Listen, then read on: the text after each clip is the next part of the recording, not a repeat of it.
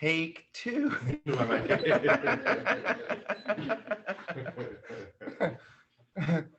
I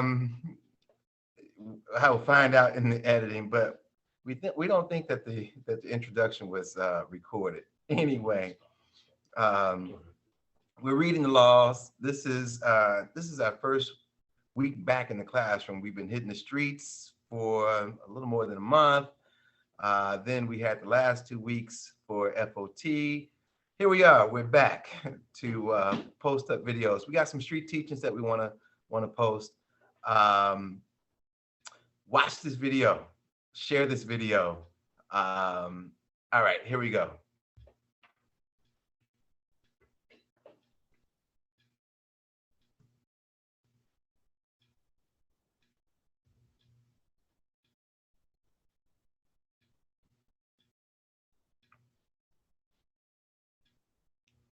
The laws. Ecclesiasticus chapter 39, verse 1. He that giveth his mind to the law of the Most High, and is occupied in the meditation thereof, will seek out the wisdom of all the ancient, and be occupied in prophecies. He will keep the sayings of the renowned men, and where subtle parables are, he will be there also. He will seek out the secrets of grave sentences, and be conversant in dark parables. He shall serve among great men, and appear before princes. He will travel through strange countries, for he hath tried the good and the evil among men.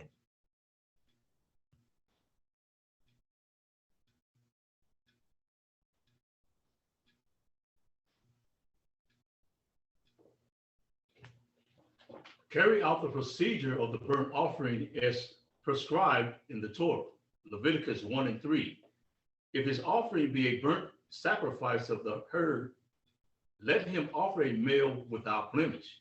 He shall offer it on his own voluntary will at the door of the tabernacle of the congregation before the Lord.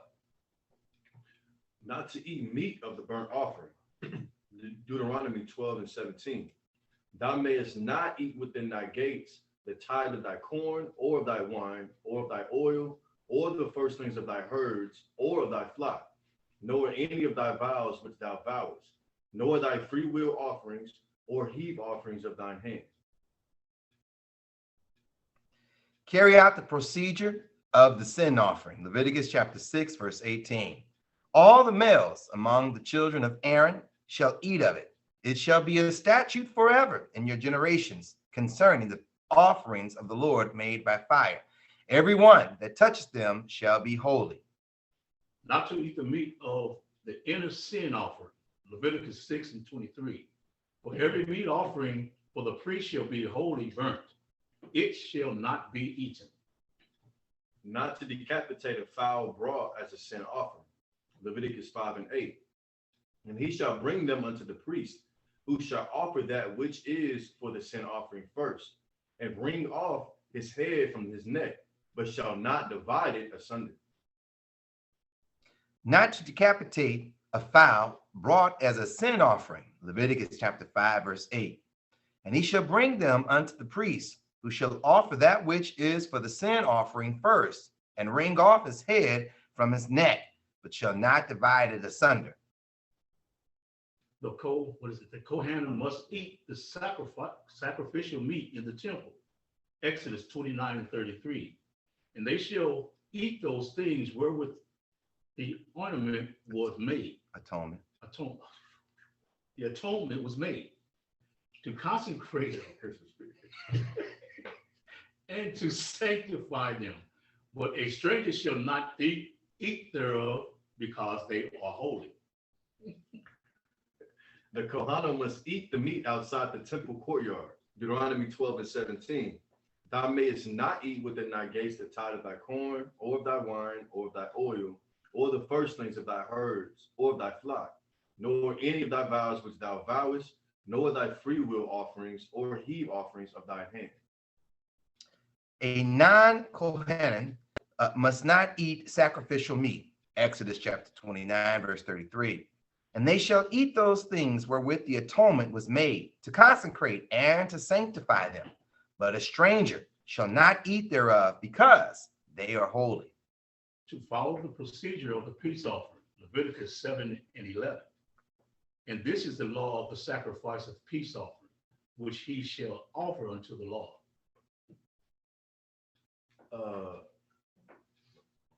Not to eat the meat of minor sacrifices before sprinkling the blood. Deuteronomy 12:17.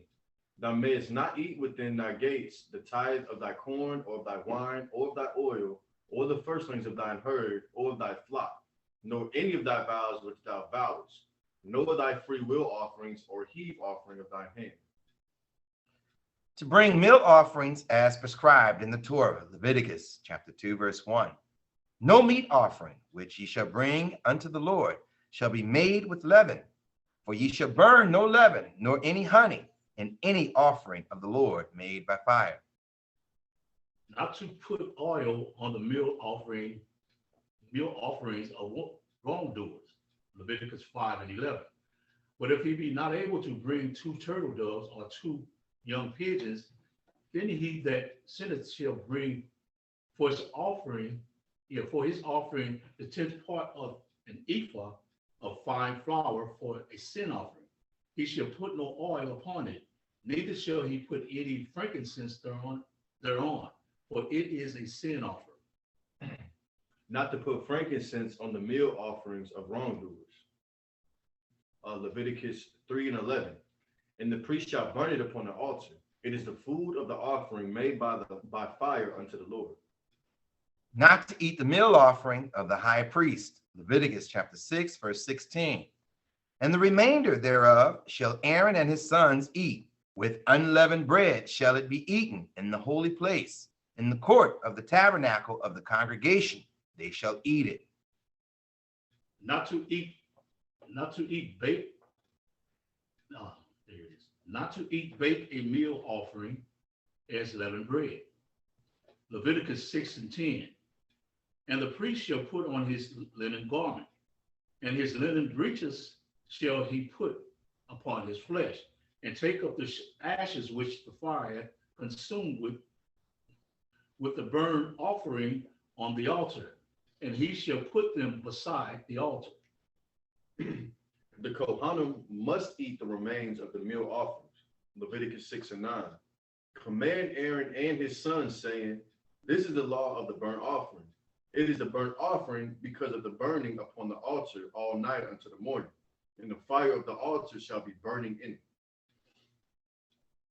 To bring all avowed and free will offerings to the temple on the first subsequent festival, Deuteronomy chapter 12, verse 5. But unto the place which the Lord your God shall choose out of all your tribes to put his name there, even unto his habitation shall ye seek, and thither thou shalt come, and thither ye shall bring your burnt offerings and your sacrifices and your tithes and heave offerings of your hand, and your vows and your free will offerings and your firstlings of your herds and of your flocks. Not to withhold payment incurred by any vow, Deuteronomy 23:22. But if thou shalt forbear to vow, it shall be no sin in thee. To offer all sacrifices in the temple, Deuteronomy 12:11. Then there shall be a place which the Lord your God shall choose to call his name to dwell there. Thither shall ye bring all that I command you, your burnt offerings and your sacrifices, your tithes and the heave offering of your hand, and all your choice vows which ye vow unto the Lord. To bring all sacrifices from outside Israel to the temple, Deuteronomy chapter 12, verse 26. Only thy holy things which thou hast, and thy vows thou shalt take, and go unto the place which the Lord shall choose. Not to slaughter sacrifices outside the courtyard, Leviticus 17:4. And bring it not unto the door of the tabernacle of the congregation, to offer an offering unto the Lord before the tabernacle of the Lord. Blood shall be imputed unto that man. He hath shed blood, and that man shall be cut off from among his people. Not to offer any sacrifices outside the courtyard, Deuteronomy 12:13. Take heed to thyself that thou offer not thy burnt offerings in every place that thou seest. to offer 2 lambs every day. Numbers 28, verse 3. And thou shalt say unto them, this is the offering made by fire, which ye shall offer unto the Lord, 2 lambs of the first year without spot, day by day, for a continual burnt offering. To light a fire on the altar every day, Leviticus 6 and 6. And he shall bring his trespass offering unto the Lord, a ram without blemish out of the flock, with thy estimation, for a trespass offering unto the priest. Not to extinguish a fire that was lit for the altar, or light for the altar, excuse me. Leviticus 6 and 6. And he shall bring his trespass offering unto the Lord, a ram without blemish out of the flock, with thy estimation, for a trespass offering unto the priest. To remove the ashes from the altar every day. Leviticus chapter 6, verse 3.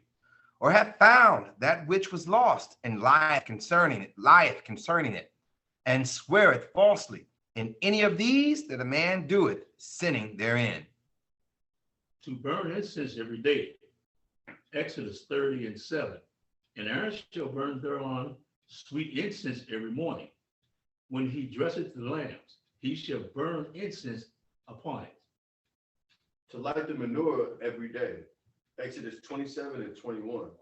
And the tabernacle of the congregation without the veil, which is before the testimony, Aaron and his sons shall order it from evening to morning before the Lord. It shall be a statute forever unto the generations on the behalf of the children of Israel. A Kohen Gadol must bring a meal offering every day. Leviticus chapter 6, verse 13. The fire shall ever be burning upon the altar. It shall never go out. To bring 2 additional lambs as a burnt offering on Shabbat. Numbers 28 and 9.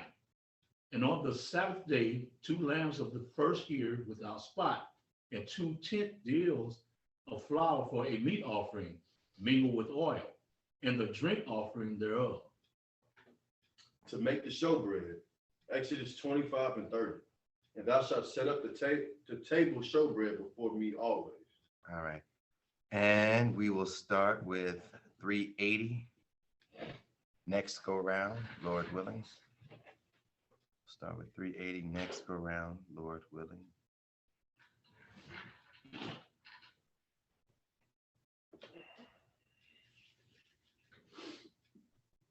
One of my favorite parts of your list, the names. The name? Yeah. I always be excited to hear what the name is. You got creative. Oh. All right. Well, let's see how the Lord has given me today to excite you today. Today's topic is how to be a man in the sight of God. How to be a man in the sight of God. Today's class title: How to be a man in the sight of God. Let's open up with 1 Kings chapter 2, verse 1. 1 Kings chapter 2, verse 1.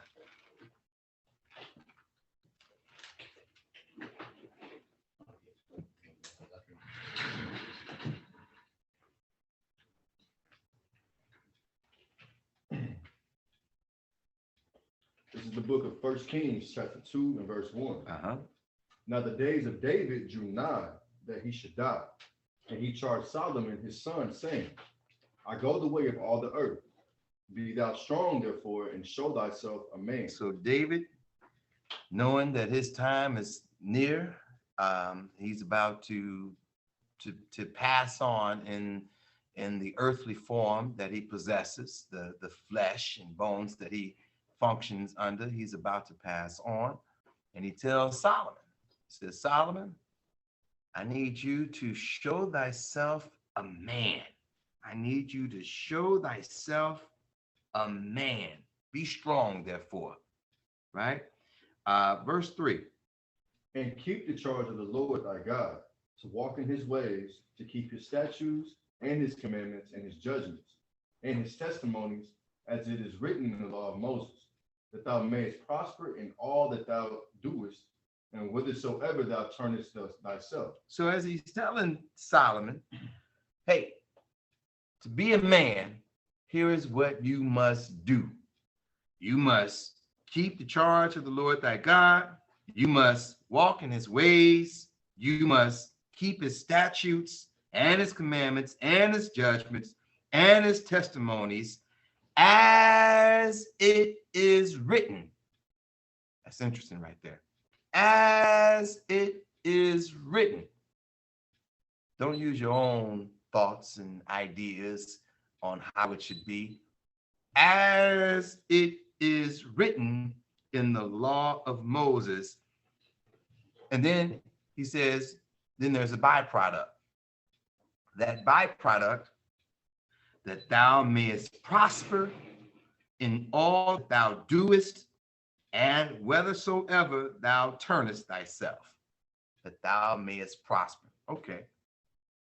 So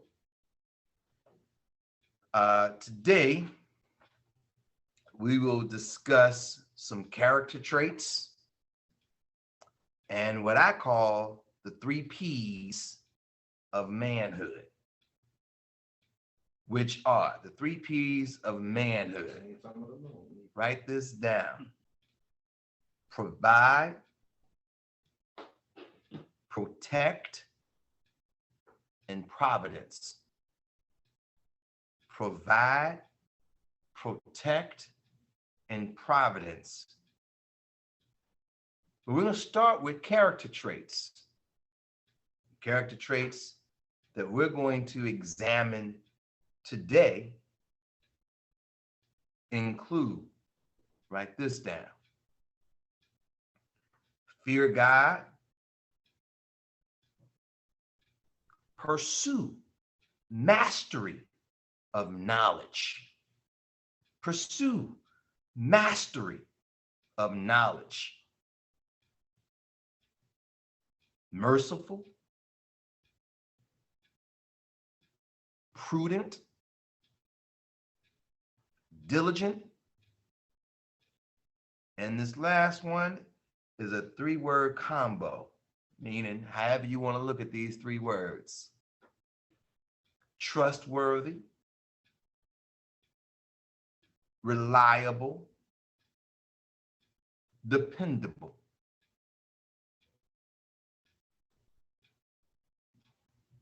Let's start with the first. Fear God. Fear God. These are the character traits, how to be a man in the sight of God. So today we are specifically dealing with the man.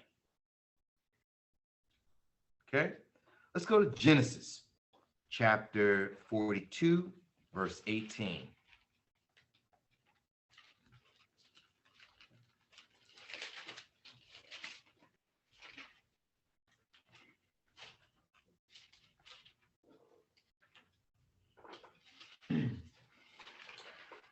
This is Genesis chapter 42. Make sure you exhort your voice for me. Okay. This is the book of Genesis chapter 42 and verse 18. And Joseph said unto them in the 3rd day, this do and live, for I fear God. So Joseph is speaking to his brothers, whom he had put in jail. He put his brothers in jail, and they don't quite know who he is, but he knows who he is. He knows that he is Joseph and that he is their brother, but they don't quite know yet who he is. He says, do this thing. He says, for I fear God. Joseph is telling his brothers, they don't recognize who he is, that he, being a man, he fears God. Go to Romans chapter 12, verse 17.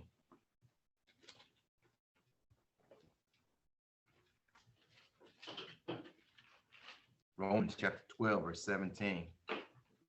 This is the book of... Now, Joseph is the second rank in all of Egypt at the time. The only person that outranks Joseph at this time is Pharaoh himself. So Joseph has a lot of power. Okay? Romans chapter 12, verse 17. This is the book of Romans, chapter 12 and verse 17. Recompense to no man evil for evil. Joseph could very well recompense evil to his brothers whom had did evil to him when he was yet a teenager. Read. Provide things honest in the sight of all men. Provide things honest in the sight of all men. Go to 1 Peter chapter 3, verse 9. First Peter chapter 3, verse 9.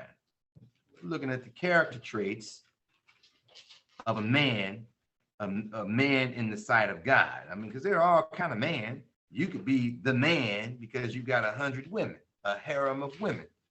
You could be the man because you are famous for doing a bunch of heists. But a man that stands before God, well, we're looking at character traits of this kind of man, and this kind of man fears God. 1 Peter chapter 3, verse 9. 1 Peter chapter 3, verse 9. Not rendering evil for evil or railing for railing. You know what railing is? Do we know what railing is? Oh. Do we know what railing? Let's look it up. Let's look the word up. Because we will not be. I haven't said that in a while. Yeah, right.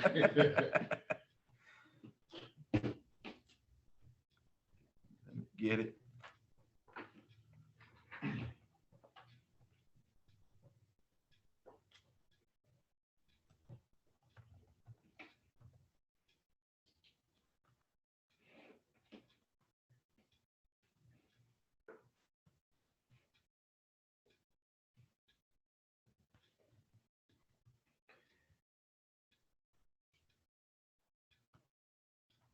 Okay. Really? We don't want any of that. That's not the railing we want. No. Okay, where's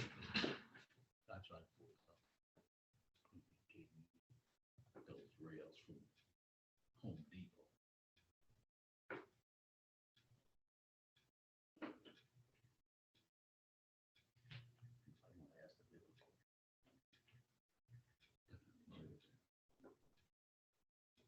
well, let's do it this way. Let's go here. Cut the chase. You go to the dictionary. Blue letter. We'll go to Blue Letter. We'll take a look at their definition.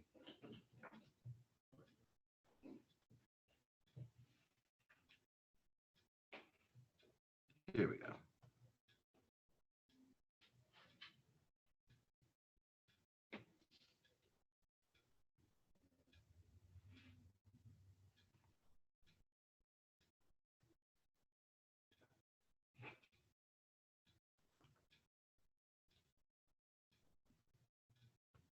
There we go.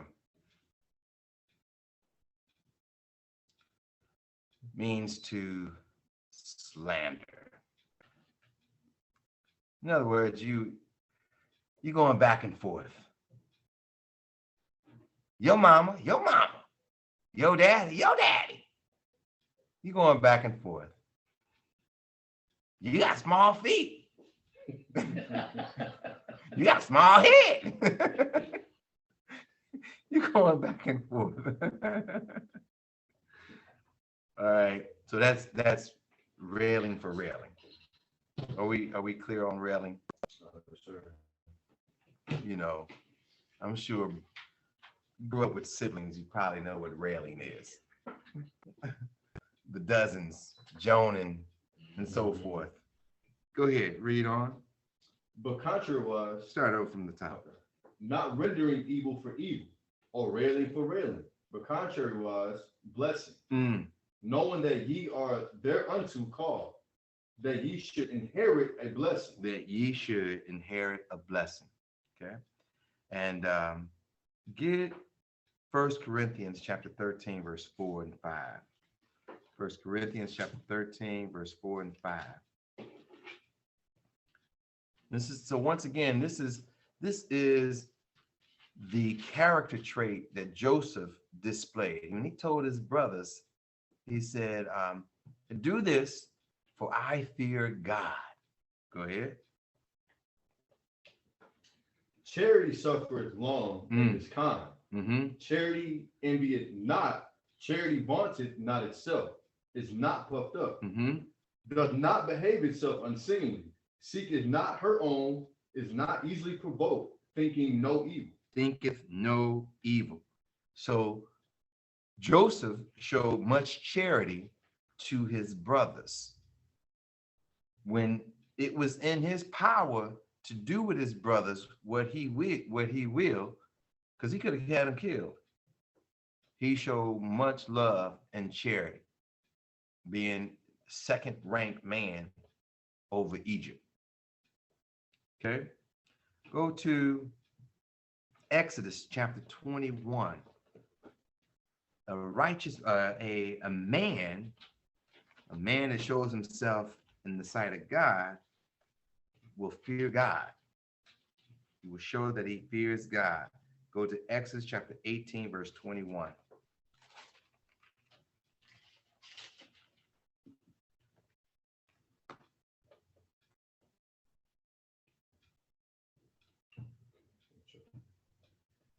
This is the book of Exodus, chapter 18, and verse 21. Moreover, thou shalt provide out of the people able men. Provide out of all the people. Such as fear God, men of truth, hating covetousness, and place such over them to be rulers of thousands and rulers of hundreds, rulers of fifties and rulers of tens. Now there's several traits in this passage right here. Such as fear God, he says, men of truth. That's a trait. Hating covetousness. That's a trait. Right? So right in there, we see two traits. And these men will be rulers over thousands, some over hundreds, some over 50, some over tens. So even as a man, you're going to be a ruler. As a man in this way of life, you're going to have people under you that you're responsible for. Okay. Go to Exodus chapter 23, verse 8.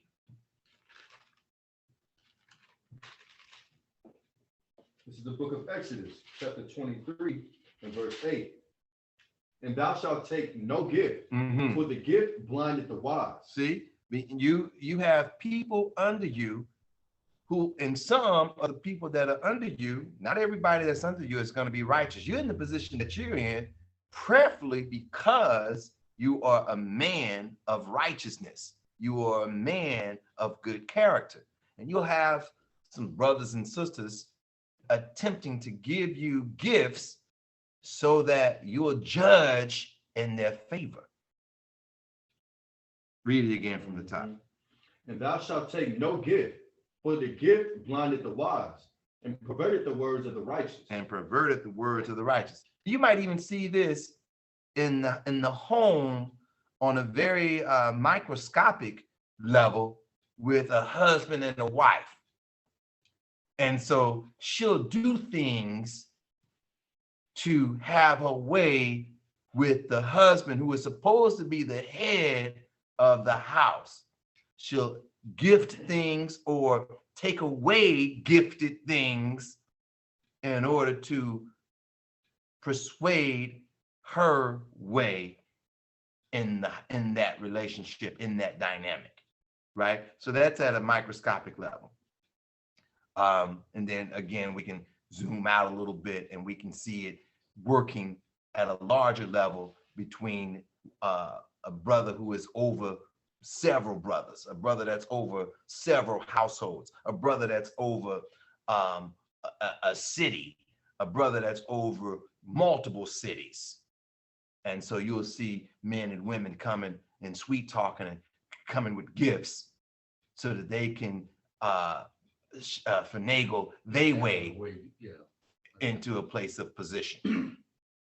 Okay. Go to Acts chapter 20, verse 33.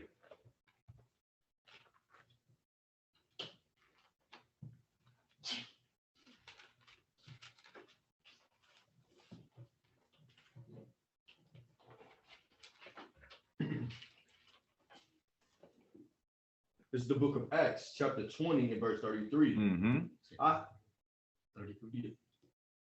I have coveted no man's silver or gold or apparel. Look at that. This is the character trait we're supposed to have. We don't care about your silver. We don't care about your gold. And we don't care about your clothes. We don't care. I'm the only one with this garment. Oh, well, great. Looks good. Looks nice. You know, can I pay your wife to make me one? No, because I'm the only one. No problem. But we're not gonna covet. Okay. Ooh, this man right here, he has a lot of money. And if I befriend him, he could his money could build the east wing of the sanctuary. Nope, we don't care nothing about your money. This man right here, he would certainly definitely be a good blessing to us getting that private jet, so that we can fly from one country to the next. Nope, we don't care nothing about your money. Okay, go to 1 Timothy chapter 6, verse 9. We're gonna read 9 through 11. 1 Timothy chapter 6, verse 9.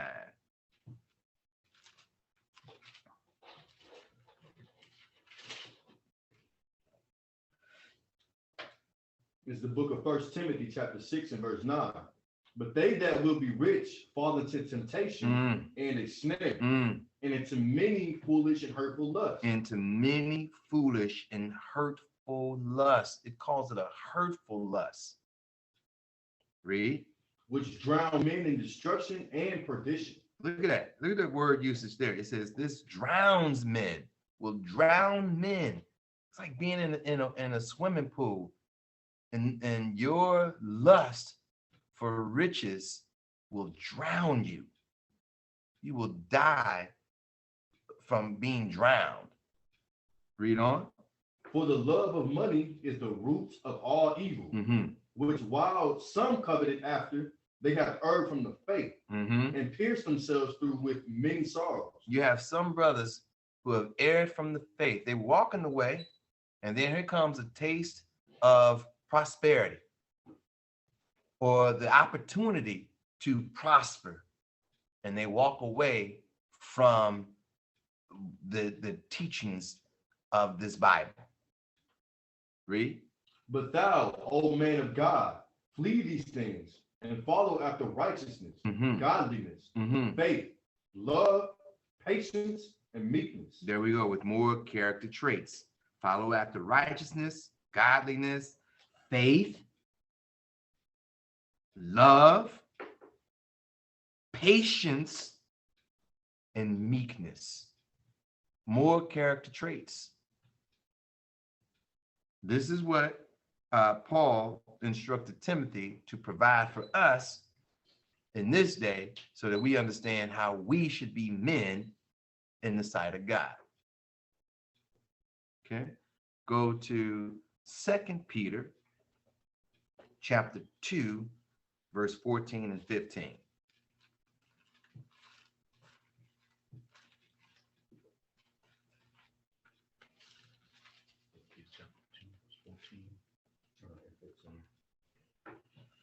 Second Peter chapter 2 and verse 14.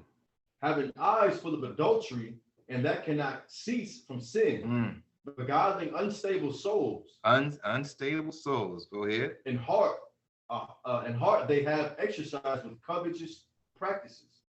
Cursed children. Cursed children. Go ahead. Which have forsaken the right way and are gone astray, following the way of Balaam, the son of Bozar, who loved the wages of unrighteousness. Who love the way because of money. Right? So you'll have a brother come along and say, hey man, listen, I'll give you this money. I'll put you in this position, you know, if you say such and such, if you curse such and such, I need you to lie and such and such. I've been what's been popping up in my YouTube feed or a lot of analysis of The Godfather. And I watched The Godfather a long time ago, and I enjoyed that trilogy. And so you know, how did Michael know that it was Haman Roth? And these are the questions that's popping up in YouTube. Why did Michael kill his own brother Fredo and so forth? You know, but it was Fredo who had betrayed Michael in the movie. You know, so you'll even betray your own blood brother for position, jockeying for position. Okay, so the Bible tells us we are not to be that way. Okay, moving on. Still dealing with fear of God. Go to Psalms chapter 66 and verse 16.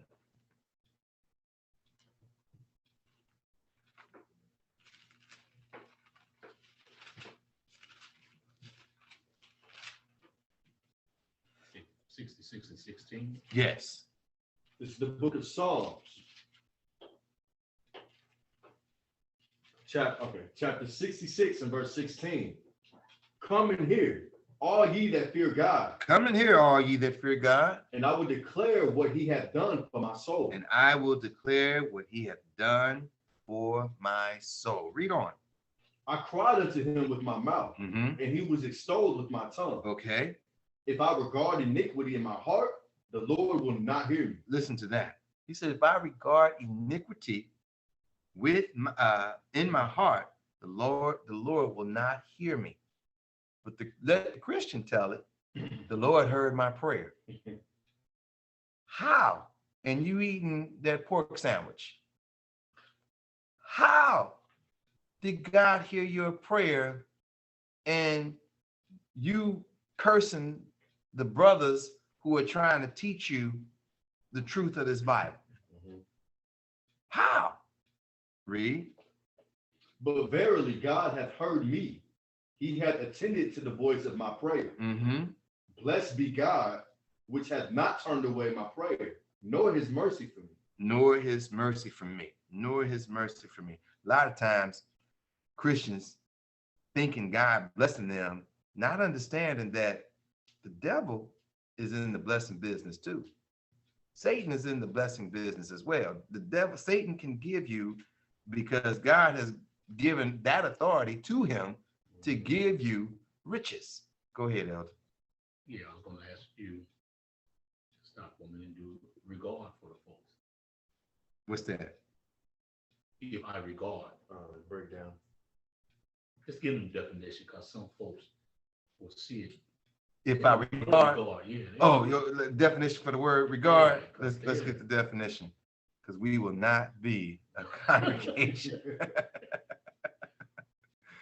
it in here. I just want to give people to listen. Regard.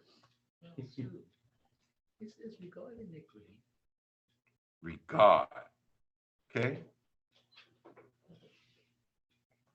Go ahead, somebody. Dictionary.com. Oh, it's not showing. I'm sorry. My apologies.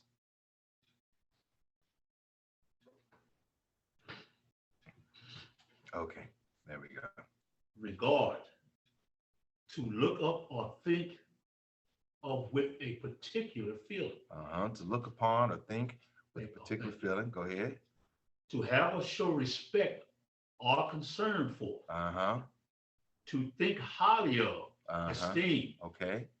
to take into account, consider, to look at or observe, to relate to, concern, Mm-hmm.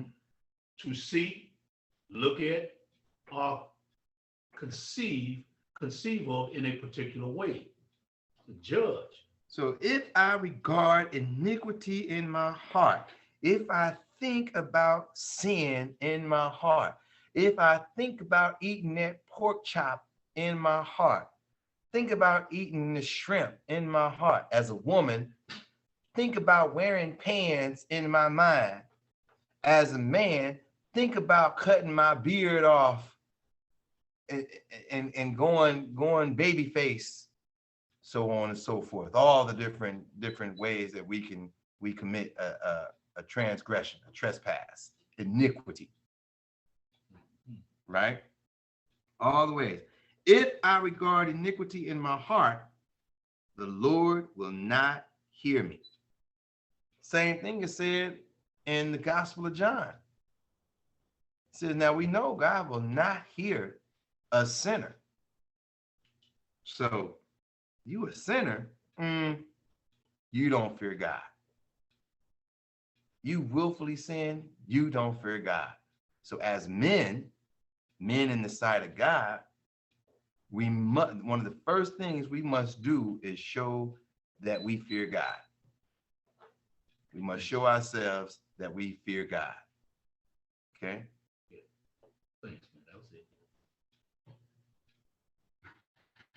Go to Malachi chapter 3, verse 16.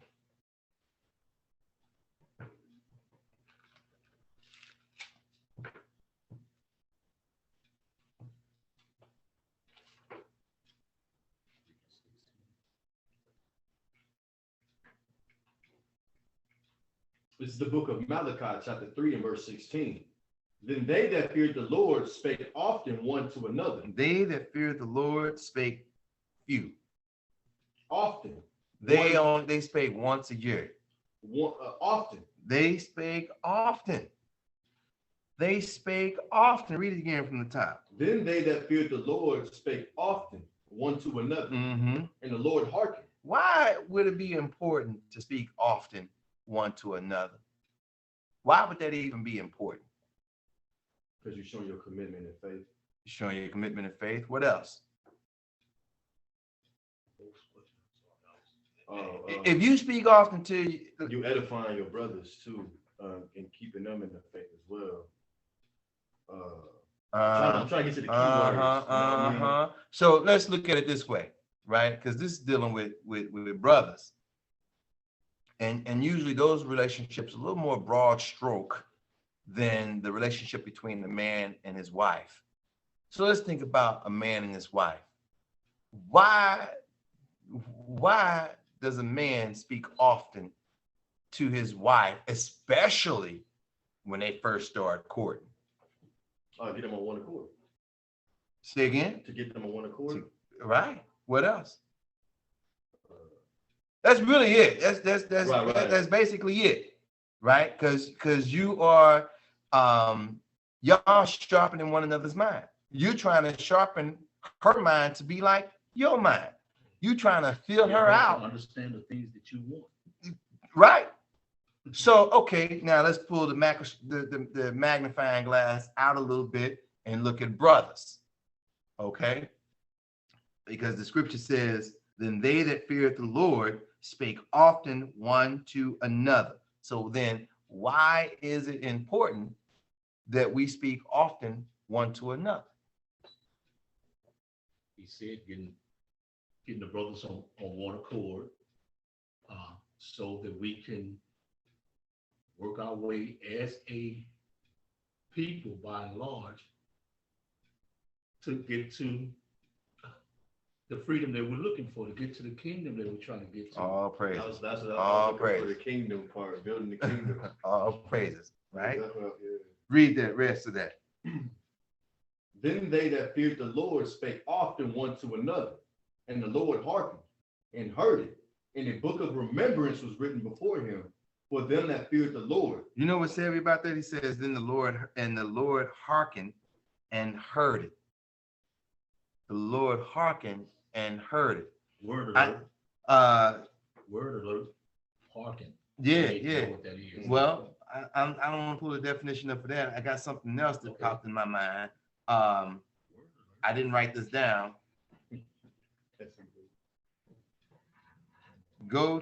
didn't write this down. Go to Matthew 18:20. Hold that, Malachi. Matthew 18:20.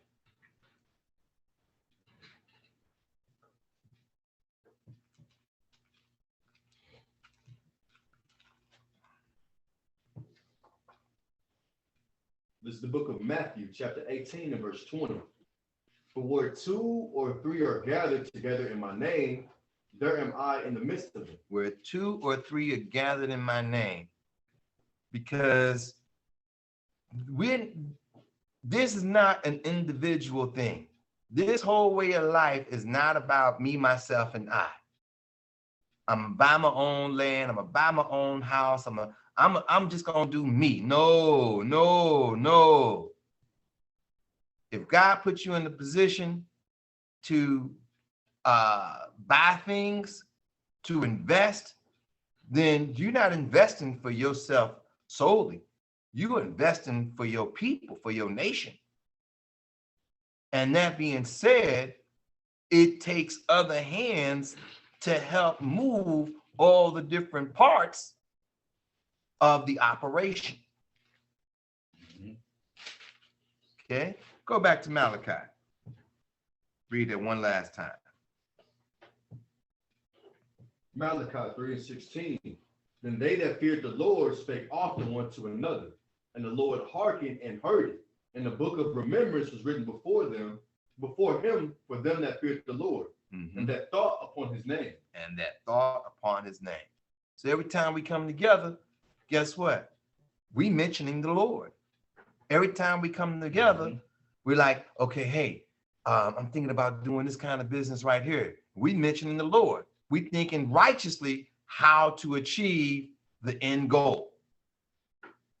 Go to Sirach, chapter 6 and verse 36. I'll pull that on the screen for those who may not have access to an apocrypha.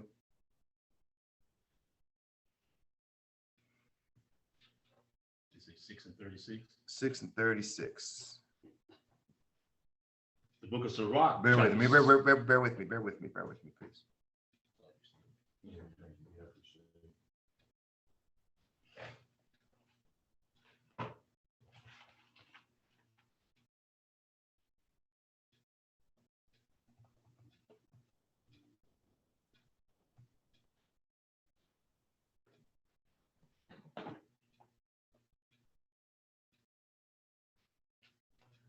All right, go ahead. The book of Sirach, chapter 6 and verse 36. And if thou seest a man of understanding, get thee betimes unto him, and let thy foot wear the steps of his door. The Bible says, if you see a man of understanding, get to that man as often as you can. Get to him as often as you can, betimes. As often as you can, and wear out the steps of his door. Right? This is not saying be an annoyance to that man, because there's a proverb that say, hey, don't be at a man's house so much that he hates you. But this is saying at the appointed time, get to his house as often as you can, because you're trying to learn. You're trying to get the understanding. Okay. Go to, all right, moving on. We're still dealing with fear God. Go to Ecclesiastes chapter 8, verse 12.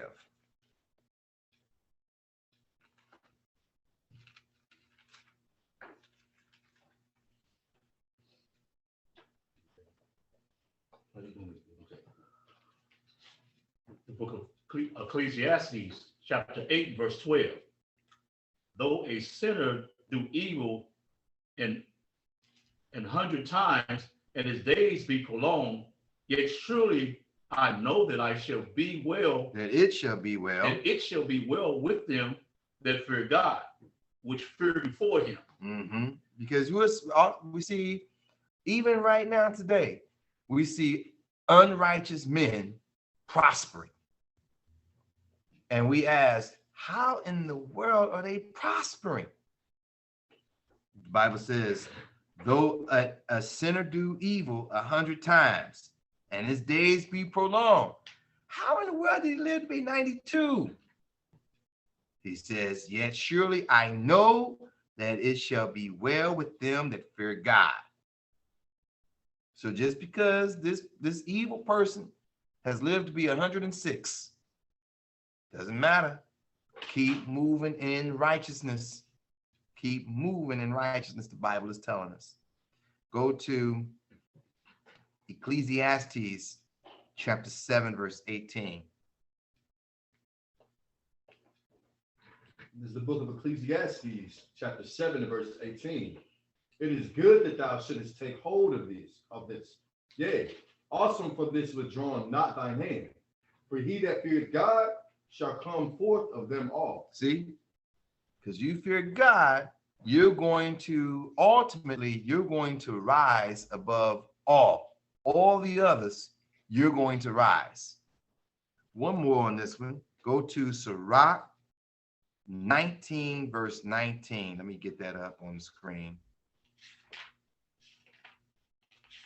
What's it doing that?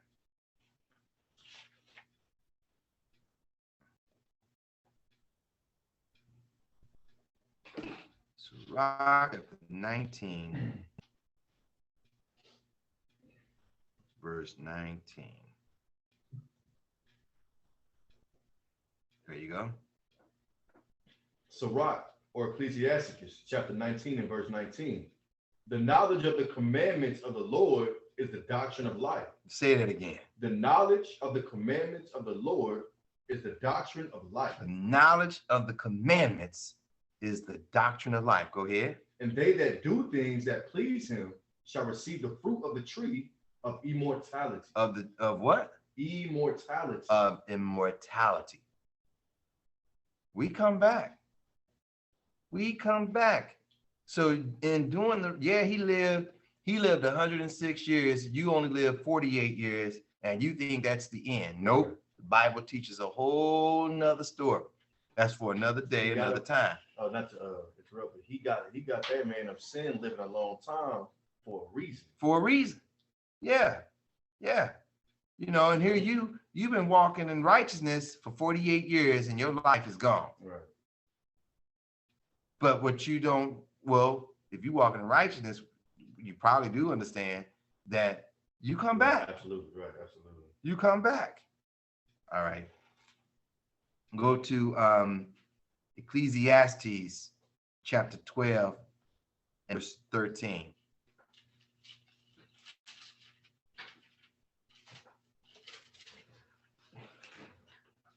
This is the book of Ecclesiastes, chapter 12 and verse 13. Let us hear the conclusion of the whole matter.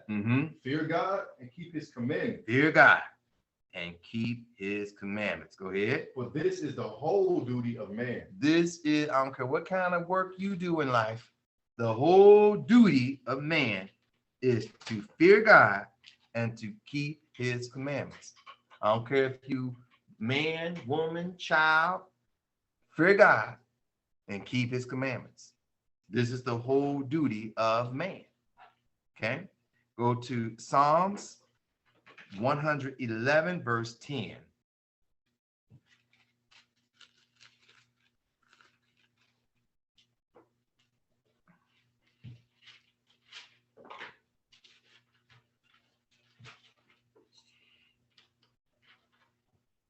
This is the book of Psalms, chapter 111 and verse 10.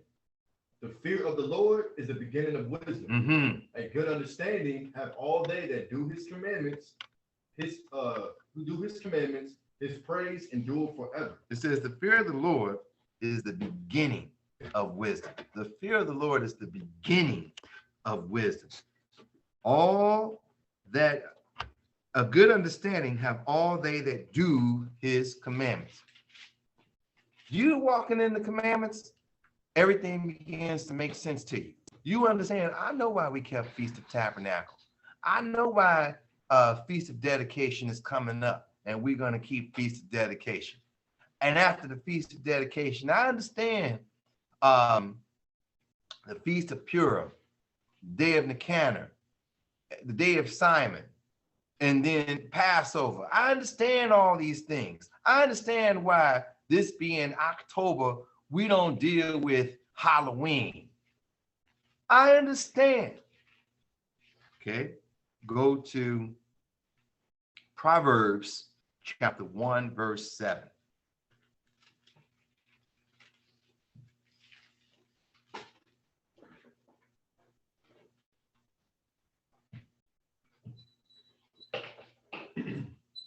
This is the book of Proverbs, chapter 1 and verse 7.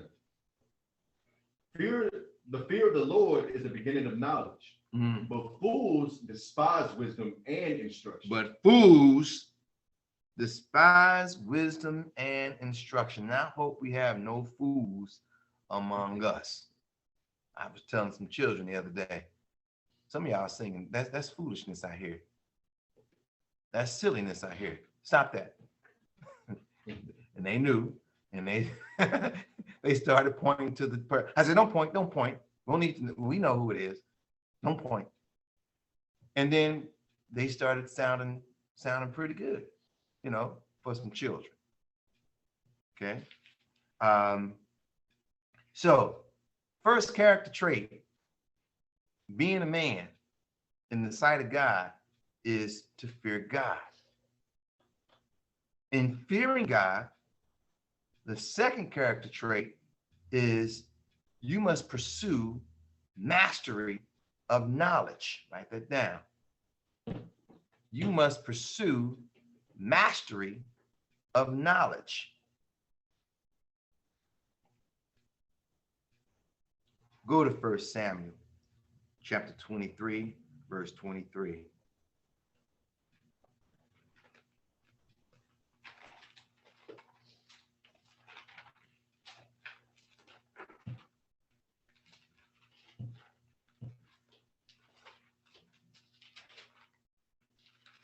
Oh, you said 1 Samuel 3 and 23? 1 Samuel chapter 23, verse 23.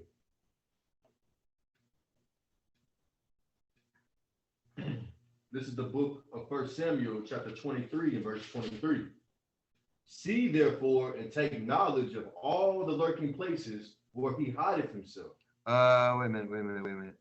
Wrong thing. That's not what I want.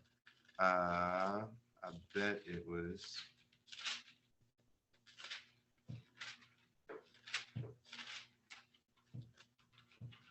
Bear with me.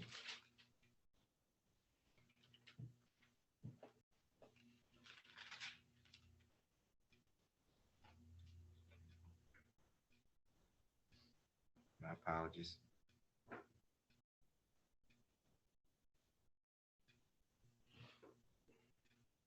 First Samuel 2 and 3. My apologies.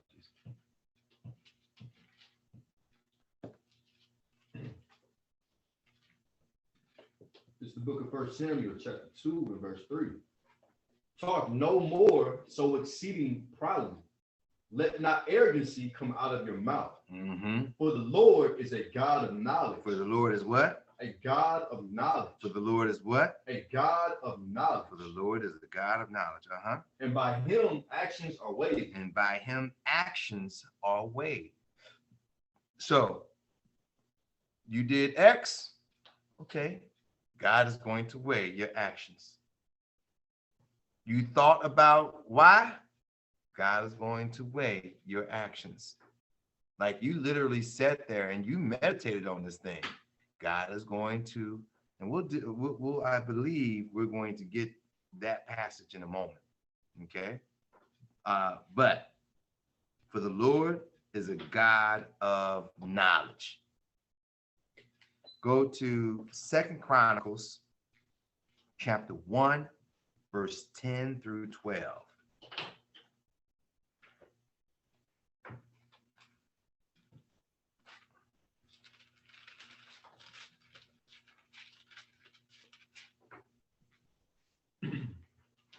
This is the book of 2 Chronicles, chapter 1 and verse 10. Mhm. Give me now wisdom and knowledge, Okay. that I may go out and come in before this people. Mhm. For who can judge this thy people? This is Solomon talking. Remember earlier, when we were in Exodus, we talked about, as a man, you're going to be put in position over people. Solomon is praying, give me now wisdom and knowledge that I may go out and come in before this people. Go ahead. For who can judge this people that is so great? Mhm. And God said to Solomon, because this was in thine heart, and thou hast not asked riches, wealth, or honor, Mhm. nor the life of thine enemies. You didn't ask for the material things. You asked how to properly lead my people, your brethren, your brothers and sisters. Go ahead. Neither yet hast thou asked long life, but hast asked wisdom and knowledge for thyself, that thou mayest judge my people, over whom I have made thee king. Go ahead. Wisdom and understanding is granted unto thee. Wisdom and knowledge is granted. Oh, excuse me. Wisdom and knowledge is granted unto thee, and I will give thee riches and wealth and honor, such as none of the things have had that have been before thee. So with this this wisdom and knowledge, you're going to obtain the residual. You're going to obtain the byproduct, the riches and the wealth and the honor. In other words, let's not go to the Lord asking for the byproduct. Let's go to the Lord asking for the essential elements. Fear of the Lord and knowledge and wisdom. Let's go to the Lord asking for the essential elements, not the byproduct. Okay, did you read all of 12? Read 12. Yeah, I'm just talking. Yeah, 12. Wisdom and knowledge is granted unto thee, and I will give thee riches and wealth and honor, such as none of the kings have had that have been before thee. Neither shall there any after thee have the like. Mhm. Go to Luke chapter 1 and verse 77.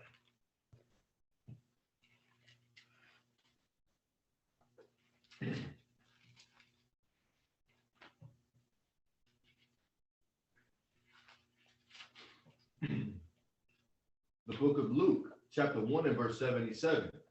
To give knowledge of salvation unto his people by the remission of their sins. So the knowledge that we definitely want right now is the knowledge of salvation. How do we reach the mind of our people who are so lost, who are so psychologically, mentally destroyed? How do we reach them this rich knowledge of salvation? How do we reach them and give them that understanding that we can grow and prosper, that we can take back that which rightfully belongs to us? Read it again. To give knowledge of salvation unto his people by the remission of their sin. This is the reason Christ came. When we go back at verse 67, we're talking about, read 67.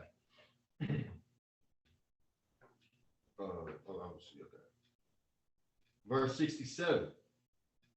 And his father Zacharias was filled with the Holy Ghost and prophesied, saying, Blessed be the Lord God of Israel, for he hath visited and redeemed his people. And that whole passage goes on. Here we are, we're talking about Christ, who is come to be a leader for the people, for the children of Israel. And when we get to 77, to give knowledge of salvation unto his people by the remission of their sins. So we men, we got to be experts. We cannot lollygag and not spend some time reading this book and committing to memory what these laws are, what the prophecies are, what the history is, so that we, at the moment's notice, we can share with brothers and sisters the knowledge of salvation. Go to Sirach chapter 38. We're going to read verse 24 through 34. Sorry, you said 28? Yep. Let me pull it up if you don't mind. We're going to read Sirach 38. chapter 38, verse 24 through 34.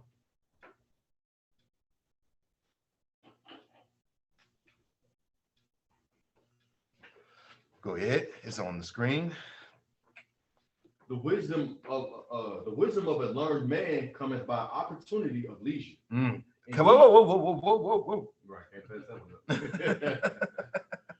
The wisdom of a learned man cometh by opportunity of leisure. You got some free time.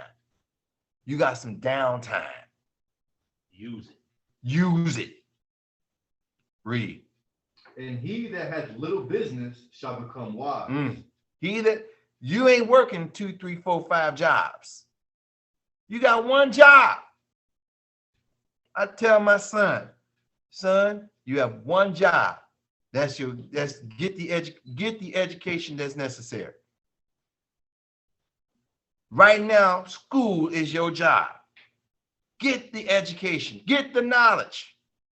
He that hath little business shall become wise. Read. How can he get wisdom that holdeth the plow? Holdeth the plow, And that glorieth in the gold that driveth oxen. How can you get wisdom? You under the hot sun, starting at 6 o'clock in the morning, 5:30 in the morning, and you out there breaking the dirt for the next 6 hours of the day, walking up and down, up and down, up and down, up and down.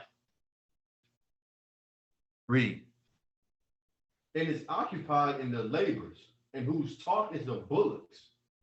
He giveth his mind to make. This talk is of bullocks, right? Oh, this bull right here getting on my doggone nerves. Oh, this is a good one right here. I definitely can't put these two together. I can't yoke them together. Read. He giveth his mind to make furrows, and is diligent to give the kind fodder. He's diligent to give the kind fodder. Oh man, oh shoot, I didn't feed the sheep. Let me go get that hay over to the sheep fodder. Go ahead. So every carpenter and workmaster that laboreth night and day, and they that cut and grave seals, and are diligent to make great variety, and give themselves to counterfeit imagery, and watch to finish their work. They watch to finish the work. They're constantly busy. I gotta make this beat, man. I gotta make this record, man. I gotta put this album out, man. Oh man, I need a better lyric than this. They thinking about the dopest lyric. Read. The smith also sitting by the anvil, and considering the iron work, the vapor of the fire wasteth his flesh, and he fighteth with the heat of the furnace. And he fighteth with the heat of the furnace. Oh, good Lord, it's hot. But if I don't do the work, these nails won't get made. Oh, good Lord, it's hot. But if I don't do the work, this sword won't get made. Oh, good Lord, it's hot. But I gotta beat this metal. Read. The noise of the hammer and the anvil is ever in his ears. Ding, ding, ding, ding, ding, ding. Go ahead. And his eyes look still upon the pattern of the thing that he maketh. Look at this. It's coming together. I need a little more metal put that back in the furnace, melt it a little more. Ding, ding, ding. Read. He setteth his mind to finish his work, and watches to polish it perfectly. So doth the potter sitting at his work and turning the wheel about with his feet, who is always carefully set at his work and making all his work by number. Oh man, look, this look good, man. See, I like how this, whoo, that's my best circle yet.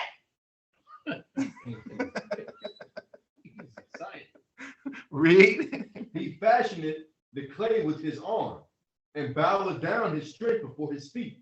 He applieth himself to lead it over, and he is diligent to make clean the furnace.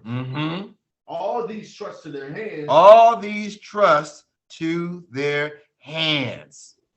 Go ahead. And everyone is wise in his work. Okay. Yeah, you wise in your work.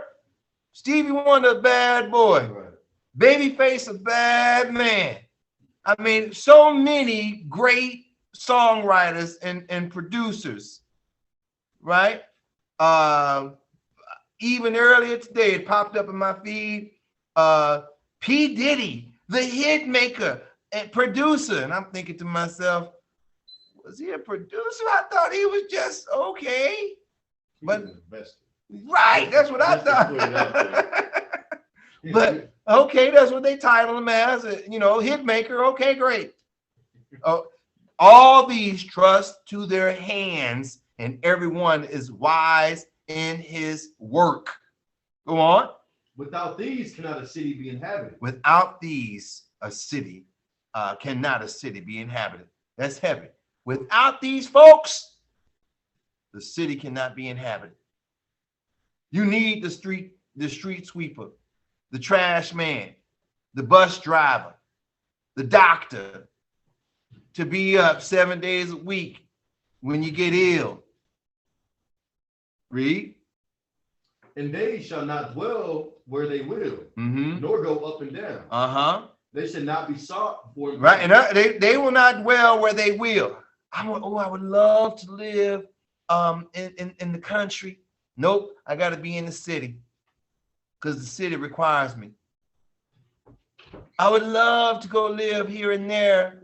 I would love to get out of New York, but nope, all the music's in New York. Broadway's in New York.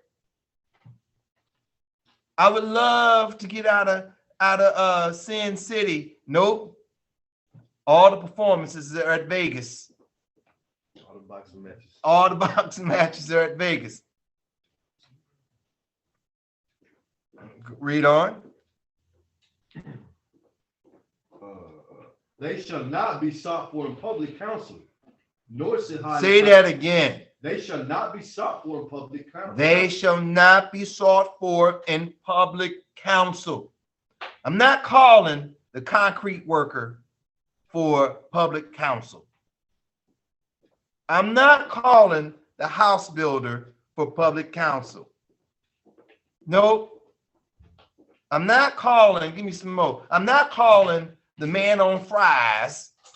Right. The line cook. The electrician. For public counsel.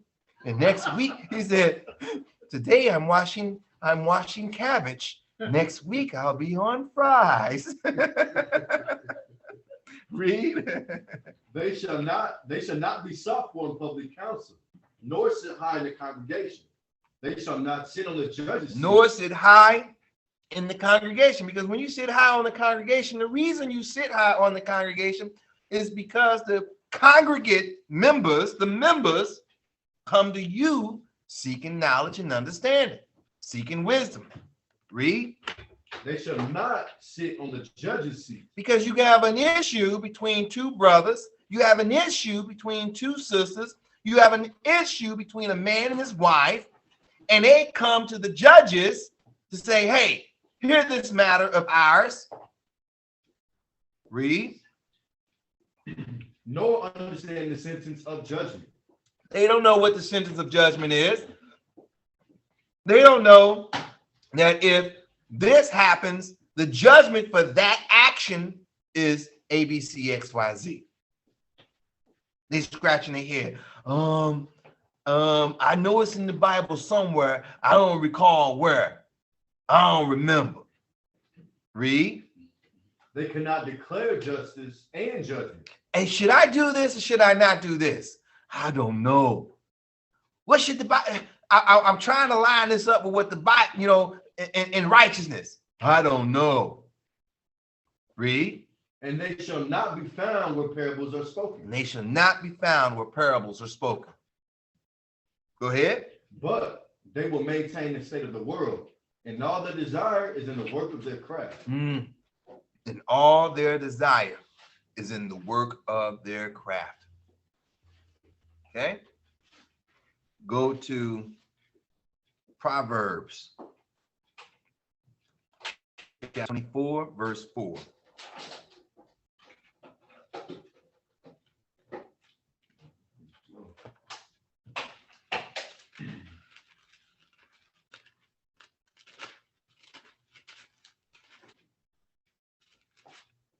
Read. The book of Proverbs, chapter 24 and verse 4. And by knowledge shall the chambers be filled with all precious and pleasant riches. By knowledge shall the chambers be filled with all precious and pleasant riches. Was Solomon wise? Absolutely. He was the wisest. Yes. Was his chambers filled? Yes, they were. Right?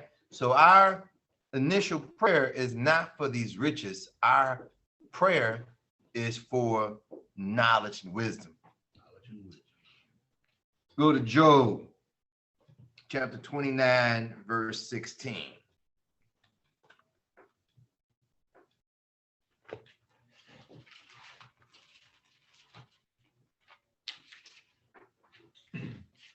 This is the book of Job, chapter 29 and verse 16. I was a father to the poor, and the cause which I knew not, I searched out. Am I going to know everything? I'm not going to know everything in that moment. He says, but the cause which I knew not, I searched out. Your job is to not only constantly be studying, have mastery of knowledge. Something is brought your way. Now, I ain't never heard that before. You know how to research and discover. You know how to research and discover so that the people are not lacking wisdom and understanding. So that the congregation will not go astray because you didn't know how to give a proper answer. Read that again. I don't have the answer now, but I'm gonna get the answer. I'm gonna get the answer. Read it one more time. I was a father to the poor, and the cause which I knew not, I searched out. And I break the jaws of the wicked. No, I just want that. Go to Proverbs chapter 28, verse 16.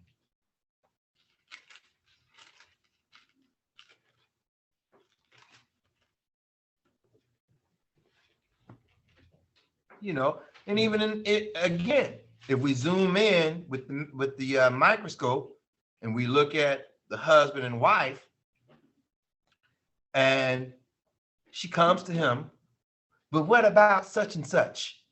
He might say, baby, right now, I don't know. But I'm glad you brought this to my attention. Let me get on top of it and get back to you. Read. The prince, Proverbs 28:16. The prince that wanted understanding is also a great oppressor. But that prince, meaning that ruler, prince means you are in line to be a king. That prince, which every man of the house of Israel is to be a prince, in line to be a king. A king of what? Of the nation of Israel. We have one king, and that's Christ. But we are joint heirs with Christ in this walk. Right? So anyway, the prince that wanted understanding, he lacks understanding. He doesn't have the understanding. He doesn't have the knowledge. He doesn't study. What is he? He's a great oppressor. This is the man that's going to be hard towards the people. This is the man that's going to yell at the people. He's rough because he lacks the understanding. He lacks the skill to use intellect to deal with the situation, to use godly wisdom and knowledge to deal with the situation. Read it from the top. The prince that wanted understanding is also a great oppressor. But he that hated covetousness shall prolong his days. But he that hated covetousness shall prolong his days. Why? Because he that hated covetousness, he ain't out trying to pursue. Yeah. He's spending his time studying. He utilizes his leisure time to study. He ain't trying to keep up with the Joneses. I don't care. Jones has got a Maserati. Great. I got a Pinto. And yes, it goes. All right. Go to Sirach, chapter 19, verse 22. On the screen.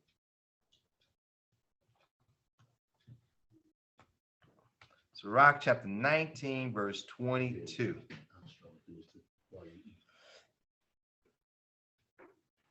Book of Sirach, chapter 19, verse 22. The knowledge of wickedness is not wisdom. The knowledge of wickedness is not wisdom. That's heavy.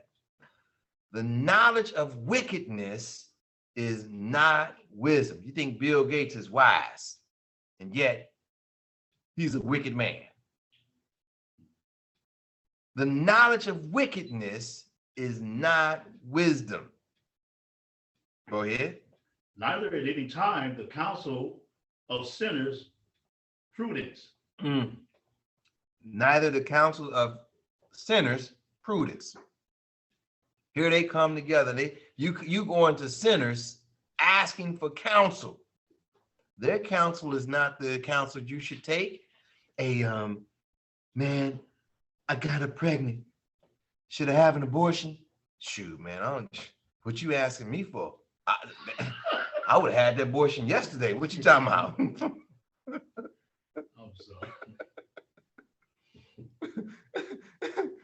Well, you know that's the counsel they're gonna give. What should I do? Why are you asking me? You're a better man than me. Shoot, that abortion would have been done and over. Well, look, now's not the time. So, man, hey, don't tell her to get that abortion and make another one later. Man, another one later. It's not, the counsel of sinners is not good. It's not prudent. Okay. Go to Proverbs chapter 28, verse 2.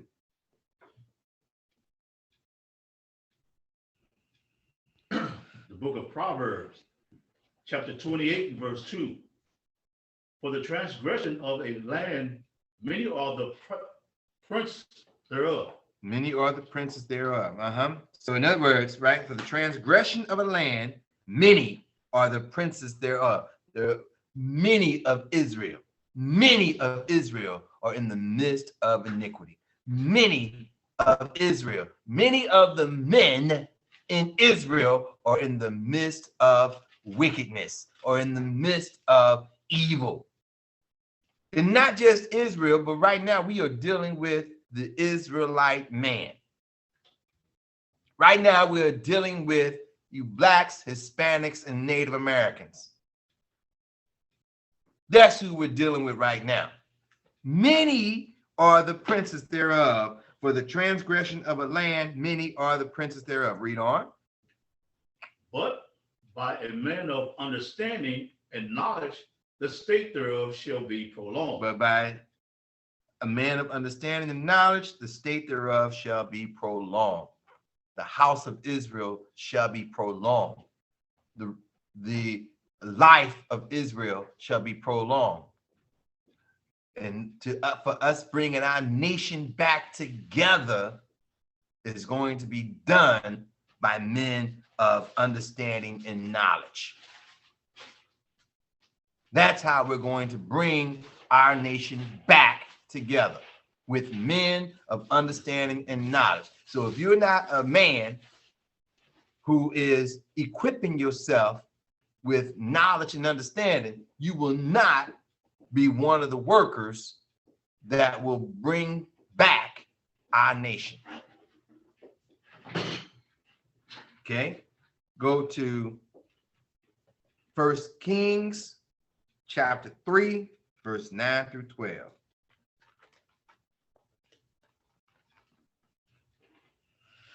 The book of 1 Kings, chapter 3 and verse 9.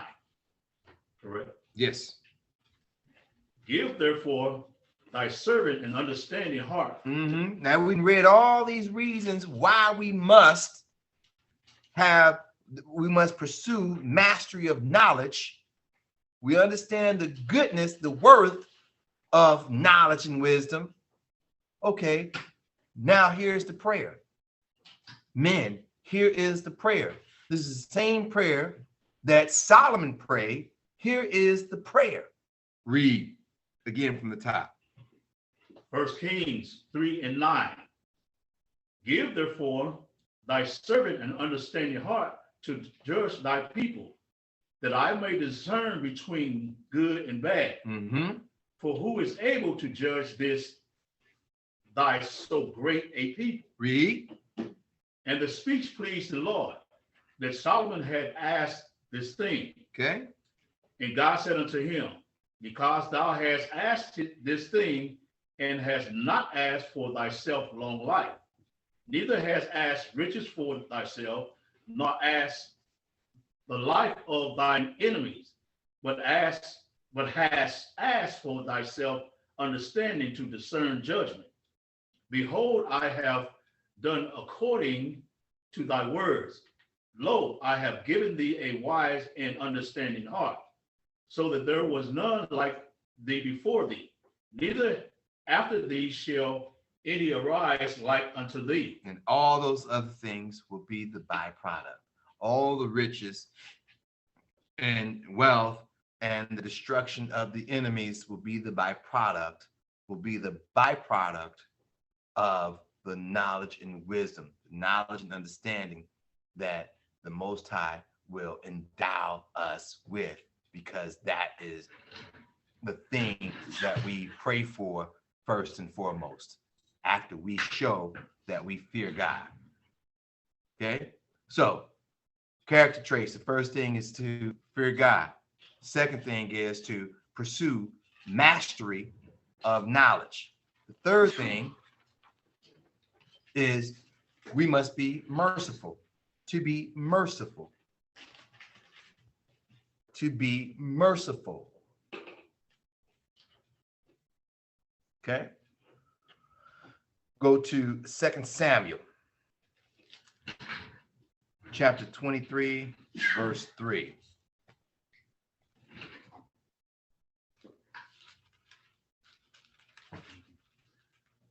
Second Samuel chapter 23 and verse 3.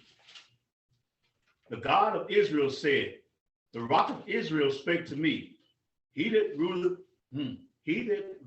over me must be just. He that ruleth over men must be just. Thank you. He that ruleth over men must be just. Read. Ruling in the fear of God. And he must rule in the fear of God. So we already know we as men, we will be placed in position as leaders over other men's lives. They, their wife, their children, we will be placed in the position of leadership. Some of us will be in position of leadership over thousands. Some of us will be placed in position over hundreds, 50, 10. Okay, so it's going to vary as to how many folk that you are placed over. The Lord will promote you as to how many people you are over. But even if you over one family, how shall we be? It says, he that ruleth over men must be just, ruling in the fear of God. The only thing you ruling over is your house, your wife, and children and pets. Must be just, ruling in the fear of God. Okay. Go to Zechariah chapter 7, verse 9. Zechariah chapter 7 and verse 9. Thus speaketh the Lord of hosts, saying, execute true judgment, and show mercy and passion every man to his brother. And show mercy and compassions every man to his brother. Every man to his brother. This is how we must be. So when we consider the crime and we understand the judgment, even when we execute that judgment, we have to show mercy and compassion. Even if that judgment is going to be harsh judgment, we must always show mercy and compassion. Go get Isaiah chapter 16, verse 5. The book of Isaiah chapter 16 and verse 5. And in mercy shall the throne be established, and he shall sit upon it. He shall sit upon it in truth in the tabernacle of David, judging and seeking judgment and hasting righteousness. Okay. And in mercy shall the throne be established. Right? Because we are trying to put our King Christ on the throne. Now we know in heaven he sits at the right hand of the Father. But that which we know to be true in heaven, we want that manifested in reality here on earth. We want that manifested in reality here on earth. In other words, we don't want to be subjugated to the United States Constitution. We don't want to be subjugated to Canadian Constitution. We don't want to be subjugated to the Constitution or Parliament of Great Britain or any other governmental system that currently exists on the earth. We want to be subjugated to our governance, our Constitution. So in order to do that, we got to do the work to establish our governance, to establish our kingdom. And it says, and in mercy shall the throne be established, and he shall sit upon it in truth in the tabernacle of David, judging and seeking judgment and hasting righteousness. Okay. All right. So how to be a man in the sight of God, character traits. The first trait we see is to fear God. Second, pursue mastery of knowledge. 3, to be merciful. 4, write this down, to be prudent. To be prudent.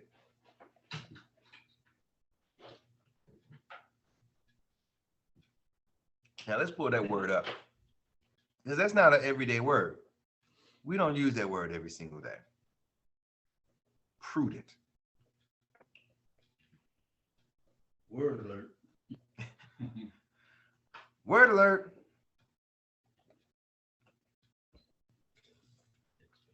Prudent, according to dictionary.com. Prudent, wise or judicial in Judicious. I'm sorry, I saw a nail. Wise or judicious in practical affairs. Mm-hmm. Discreet or circumspect. Mm-hmm. Sagacious. Sagacious, Sober. sober. Mm-hmm. Go ahead. Number Careful 2. in providing, providing for the future. Careful in providing for the future. Provident. Okay. That word judicious. That's another word we don't see every day. You can probably make it out if you look at it. But again, go ahead. Judicious. There it is. Using or showing judgment as to action or practical expediency. Mm-hmm. Discreet. Meaning you're able to make judgment calls quick on your toes if necessary. Go ahead. Discreet. Prudent or politic. Politic. Okay. All right. Let's go back. There was another word. Discreet. I think we know what discreet means. Circumspect. That's not an everyday word. Let's look that word up. Circumspect. Especially if you don't read the Bible often, these are not everyday words. Go ahead. Circumspect. Watchful and discreet. Cautious, prudent. Cautious, prudent. The next one. Well considered. Well considered. I mean, we think on that thing. So do I take this sister to be my wife? Or do you being circumspect. Do I take her to be my wife? You are being circumspect. Do I advise my son to take that woman to be his wife? You're being circumspect. Okay. Another word for suspicious. Not suspicious per se. It's you are looking at every angle of the situation. Tactical. That's your word. Tactical. You're looking at every angle of the situation. Do I take this job? Do I not take this job? Being circumspect. Do I you have you deal with sugar. Do I eat this sugary item today? My blood count says that I should not eat this. And if I do, so you're being circumspect. You take all things into consideration. You're looking very diligent to your the choices you make. Okay. And sagacious. This is another word that's not used every single day. Let's use the college setting. You write a thesis. You might use sagacious. Go ahead. Oh, sagacious. Having or showing acute mental discernment and keen practical sense. Mm-hmm. True. Right. Having or showing acute mental discernment. So you think deeply about things. You're able to think very deeply. You can use all the different skills that you've been trained under. You're able to use mathematics to consider the matter. You're able to use physics to consider the matter. You're able to use psychology to consider the matter. You're able to use sociology to consider the matter. You're able to use economics to consider the matter. You're able to use multiple things to consider this choice you are about to make, or the counsel that you're giving. You're able to use all these different things to provide such counsel. Sagacious. Okay. And sober. We know what was that? No, I thought maybe it wouldn't be No. Okay. All right. So we want to be prudent. All right. We want to be prudent. We got a working definition of the word prudent. Now, let's hear the Bible speak to us and concerning the character trait we should have as men to be prudent. Go to 2 Chronicles, chapter 2, verse 12.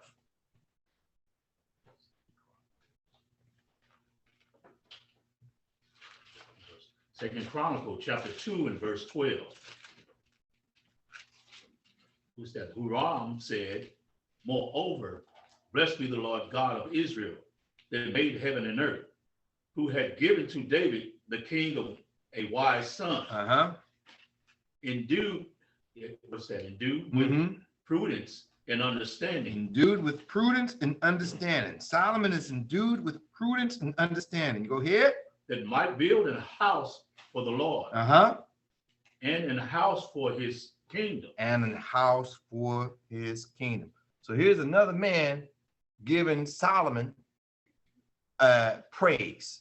And this is how we want to be. We want other men should praise us instead of we praising ourselves. Other men should be able to say to you about you, hey, you're a wise man, this, that, and the third. Okay. And so here Huram is giving praise to Solomon. Go to Wisdom of Solomon, chapter 8, verse 7 and 8. Let me get it on the screen before you read.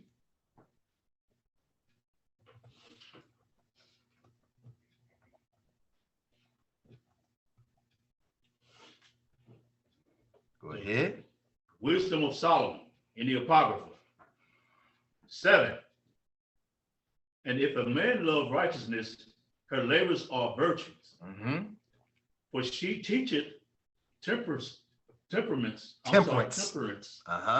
and prudence, justice and fortitude. Go ahead. Which are such things as men can have nothing more profitable in their life. The Bible says there's nothing more profitable in their life than to have righteousness, which then gives you temperance, prudence, justice, and fortitude. Righteousness, the love of God. Okay, so continue. 8. If a man desires much experience, she knoweth things of old, and conjectureth aright what is to come. She knoweth the subtleties of speech and can expound dark sentences. She foreseeth signs and wonders, and the events of season and times. Good. Can you help help him out? He's having issues with his vision. Help him out, please. Yes. Okay. Right. So if a man desire much experience, she knoweth things of old. Okay. Why? Because we can go back into textbooks and we can see, oh, this was written at that time period, and look how they handled that situation when it came up then. Because life continues to repeat itself. Okay. She knoweth old things and conjectureth aright what is to come. Yeah, this is what's going to happen. Give it another 5 years. Give it another 3 months. Give it another 10 years. We can see what's going to happen. Okay. So we deal in prudence. Go to Sirach, chapter 10, verse 3. The book of Sirach. Let him read. Okay. The book of Sirach, chapter 10 and verse 3. An unwise king destroyeth his people. An unwise king does what? Destroyeth his people. But through the prudence of them which are in authority, the city shall be inhabited. See there? But through the prudence of them which are in authority. So you have a king that is prudent. Nope, the city will be established. You have a king that's not prudent, the city is going to be destroyed. So it calls the man that's not prudent, it calls him an unwise king. Calls him an unwise king. And because of his lack of wisdom, the city's going to be destroyed. Okay. Let's go to 1 Samuel chapter 16, verse 18.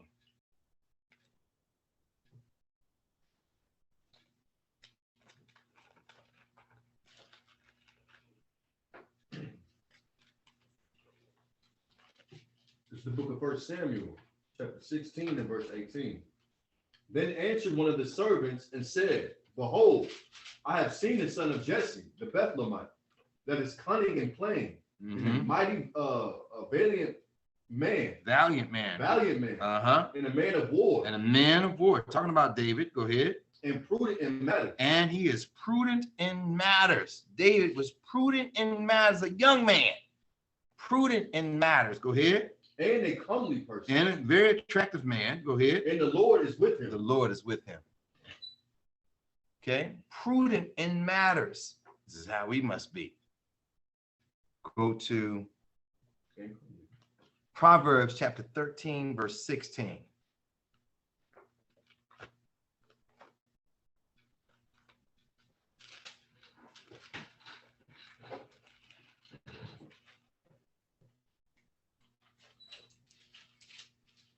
This is the book of Proverbs, chapter 13 and verse 16.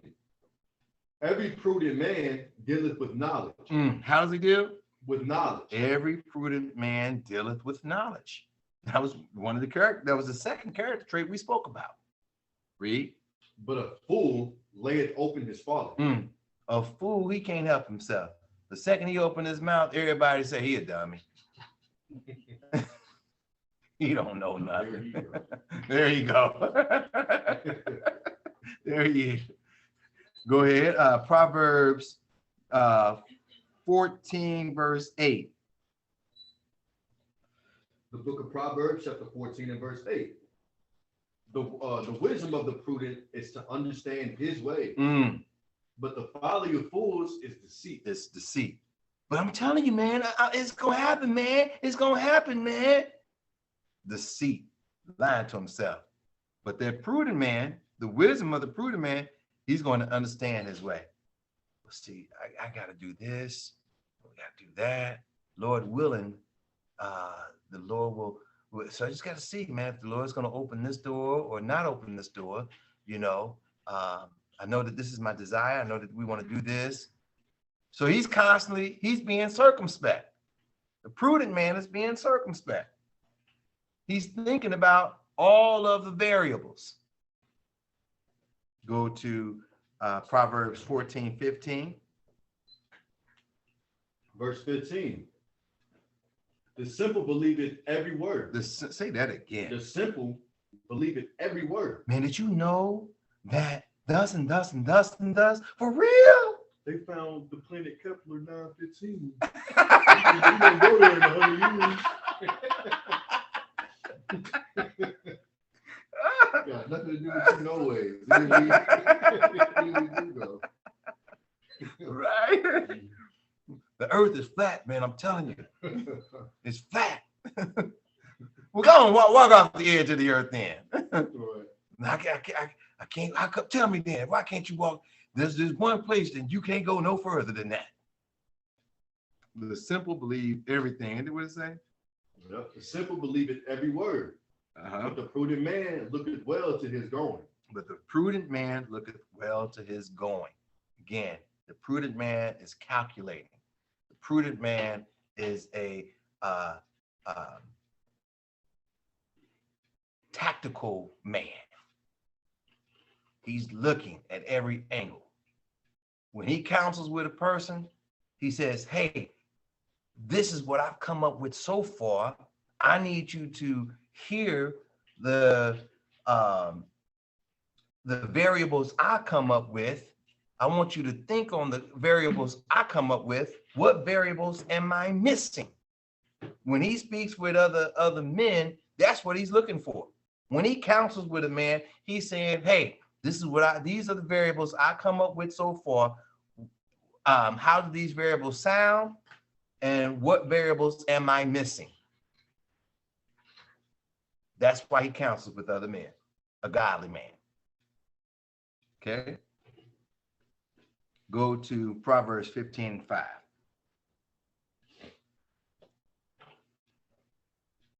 The book of Proverbs, chapter 15, verse 5. A fool despiseth his father's instruction, but he that regardeth reproof is prudent. He told me I shouldn't do that. Let me think about that for a minute. Well, okay, I can understand, because if I do this, then this could be happening. Let me listen to my father. After all, my father is a righteous man. Let me listen to my daddy.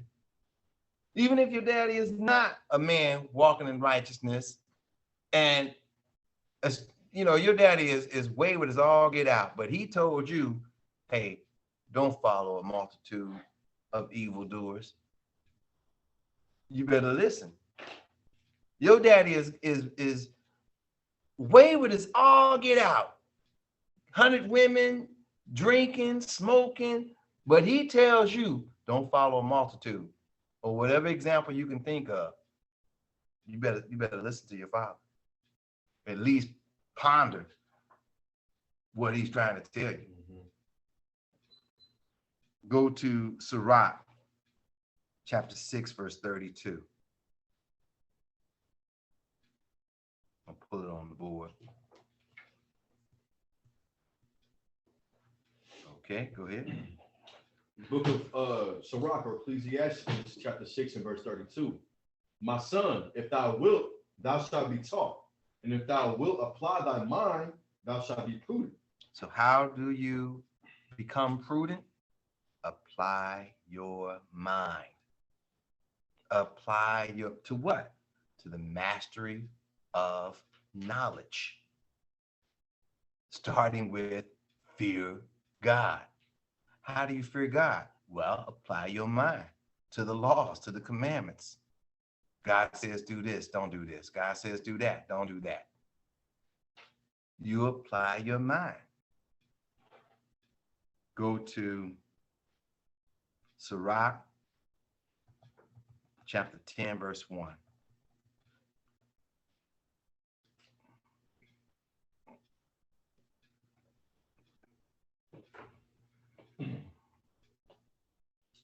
This is the book of Sirach. Oh, wait. I didn't even have this on the board the last go round. My apologies. It's on my computer screen. It's just not on. It's not being shared. There we go. I apologize. Sirach, chapter 10 and verse 1.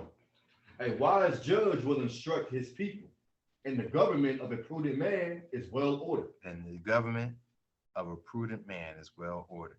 And for those that missed the previous one, I'm quickly put on the screen.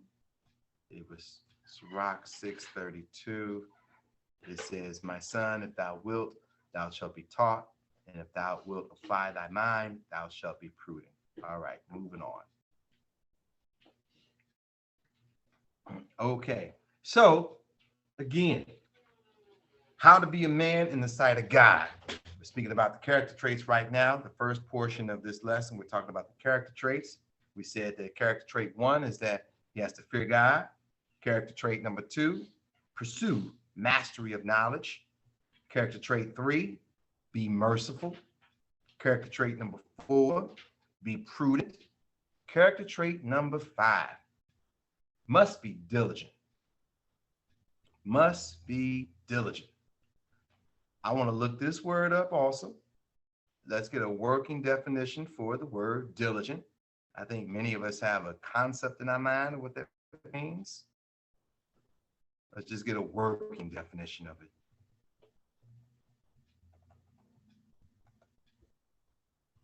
Okay, go ahead. Diligence, constant in effort to accomplish something, attentive and persistent in doing anything. That's the main thing right there. Constant, constant, constant, constant. Go ahead. Number 2, done or pursued with persevering attention. Painstaking. Preserving Oh, excuse attention. me. Preserving attention. Painstaking. Right? Constant. Preserving. Constant. Preserving. Constant. Preserving. What's the word? Diligent. Okay, I think that's it. All right. Never giving up.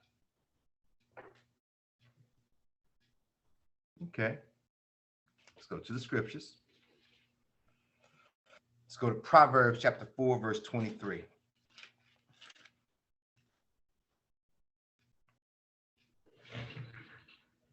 This is the book of Proverbs, chapter 4, and verse 23. Keep thy heart with all diligence. Keep thy heart with all diligence, above all, with diligence. Go ahead. For out of it are the issues of life. Out of it are the issues of life. And so what is that we're going to keep our heart? We're going to keep our mind on the commandments. We're going to keep our mind on the will of the Lord. The ordinances, statutes. That's going to always be our guiding light. And we're going to keep it with all diligence. Never give up. We're going to constantly work towards that until the day we die. 2 Peter chapter 1, verse 10.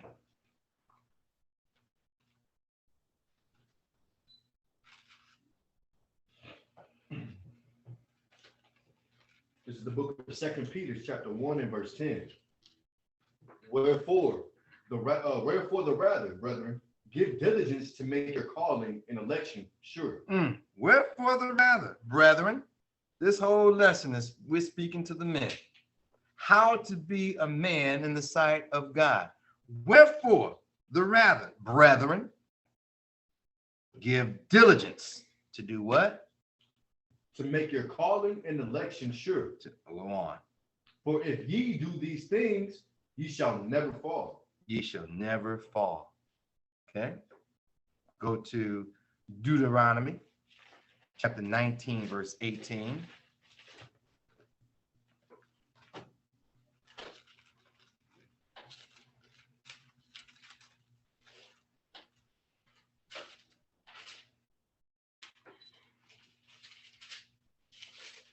This is the book of Deuteronomy, chapter 19 and verse 18. And the judges shall make diligent inquisition. They shall do what? Make diligent inquisition. They shall make diligent inquisition, unceasing questioning to the matter. Unceasing questioning to the matter. Read on. And behold, if the witness be a false witness and have testified falsely against his brother. That's it. Okay. That's it. Right? Because here comes a situation. Here's a situation, and you have to judge the matter. You don't know these two people. You got to judge the matter. You have to make a diligent inquisition. You have to ask every question under the sun.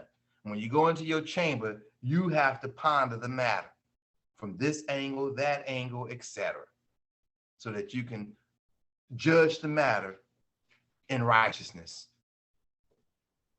Go to 1 John chapter 4, verse 1.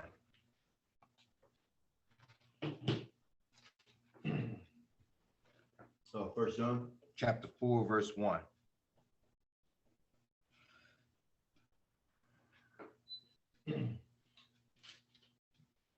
This is the book of 1 John, chapter 4, and verse 1. Beloved, believe not every spirit, but try the spirits whether they are of God, because many false prophets are going out in the world. So you're judging the matter. You got to try that spirit. You judging the matter. You must try that spirit. You have to ask every question. You need to get on the phone and call those that are close to you. Say, hey, I'm dealing with this situation. I can't give you all the details, but here are some of the facts. I'm looking at it like this. What am I missing? What am I missing in this situation? When you talk with your wife, you got to say, baby, listen, I want to let this job go and pursue this. I'm looking at it like this. I'm looking at it like this. What am I missing? And you praying that the Most High has not given you a wife of a light mind, but that he has given you a wife who is endowed with knowledge, so that she can talk with you. Well, baby, did you think about this? Did you think about that? Did you consider how it might affect us this way and affect us that way? Go to Proverbs chapter 10, verse 4.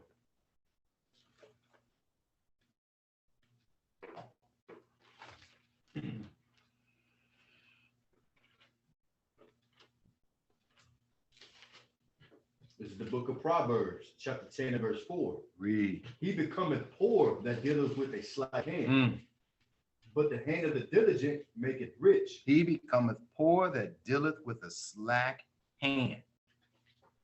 I'm tired today. Oh, I know I gotta fix that thing. I don't want to fix that thing. Oh, New season on Netflix. new season on Netflix. But the hand of the diligent maketh rich, the Bible says. But the hand of the diligent maketh rich. Yeah, I got to get that thing done. Hey, I tell you what, man, I'm going to get back at you later. I got to get out here and, man, you always busy, man. Hey, man, things to do. Things to do. Go to Proverbs chapter 12, verse 24.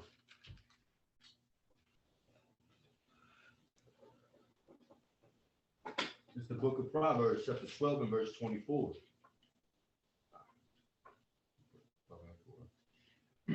The hand of the diligent shall bear rule, but the slothful shall be under tribute. But the slothful shall be under tribute. The slothful going to be paying taxes. The slothful will not inherit their own nation, their own kingdom. The slothful, oh, here you go, Caesar. Here's my taxes, Caesar. That's the slothful. Okay. Here you go, landlord. Here's my monthly rent, landlord. That's the slothful. Okay.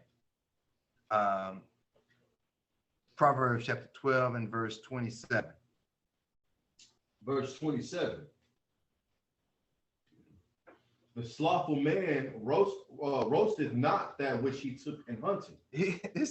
This one is pathetic to me.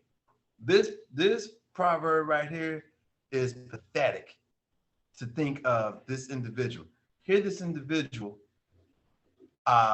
goes to the grocery store, buys food, and too dang on lazy to cook it on the stove. But too hungry to not eat. You didn't went to the store, you didn't bought the food, but you're too doggone lazy to cook it, to put it in the oven, to put it on the skillet. What's wrong with you? I just feel like I'm hungry. Man, I just wish I had a microwave dinner. This one is pathetic to me. Okay. He done went out, he done hunted, he done caught the gazelle, the deer, the buffalo, and brought it back to the house, but he won't dress it. He's too lazy to dress it. And the food goes spoiled, it rottens. Now he can't eat it. He waited several days, now he can't eat it. It's spoiled. Go to Proverbs 13, verse 4. The book of Proverbs, chapter 13 and verse 4. The soul of the sluggard desire and hath nothing, but the soul of the diligent shall be made fat. The soul of the sluggard desire and hath nothing. Oh, man. Yeah, that nice house, that would be lovely. Yeah. One of these days. What are you doing to to get it. Oh yeah, nothing. I just sit here and watch videos, Netflix. I used to hang around a lot of people who believed in the law of attraction, but the wrong way.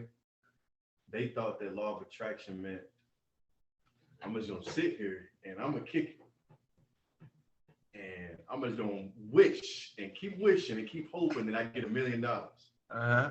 Not had no ambition, no type of work ethic to actually get there. They just wanted to think that it was gonna happen. It was gonna happen. Right. Law of attraction is the same thing as faith without works. You know what I mean? So like, this is good. Like I said, Correct. And that's what the soul of the sluggard desire, right, and hath nothing. You got all these dreams and fantasies in your mind, but you won't do the necessary work. You want to see your people in position of a kingdom, but you won't do the work. Right. What's wrong with you? Okay. Go to Proverbs 21:5.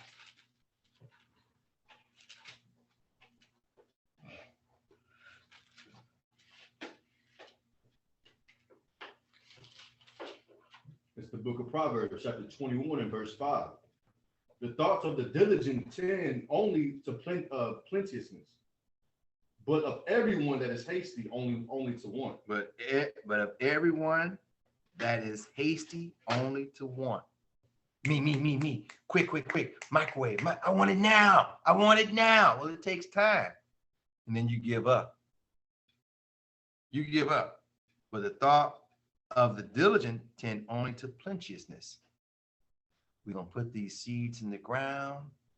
We're going to let these sweet potato seeds germinate and grow. It's going to take however much time it takes for the sweet potato plant to grow. It's going to take however much time for the potatoes to grow and for the cucumbers to grow. It's going to take however much time for the soap to cure. After I'd made the soap, in 5 minutes, 5, 10, 15, 20 minutes, I made the soap, but now I need a month or so for it to cure. Then I can sell the soap. The thoughts of the diligent tend only to plenteous. So they'll make the soap. They got a batch, and they constantly keep the batch of soap on ready to go. But everyone that is hasty only to want. Man, that takes too long. You gotta wait for a month for the soap. They take too long. I need something now.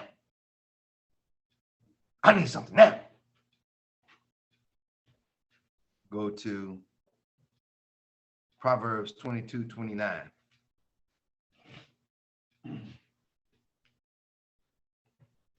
The book of Proverbs, chapter 22 and verse 29.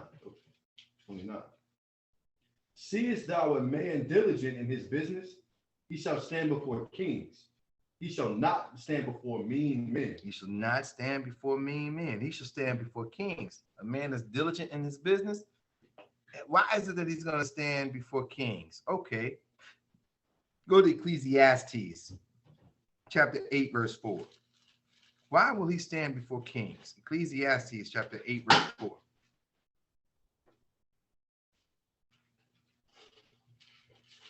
This is Ecclesiastes, chapter 8 and verse 4. Mm-hmm. Where the word of a king is, there is power. Where the word of a king is, there is power. Yes, sir. No, sir. You can do it. No, you cannot do it. Go ahead. And who may say unto him, what doest thou? Right. Let me show you one more. Go to Romans chapter 13, verse 1. This is why a diligent man in his business will stand before kings.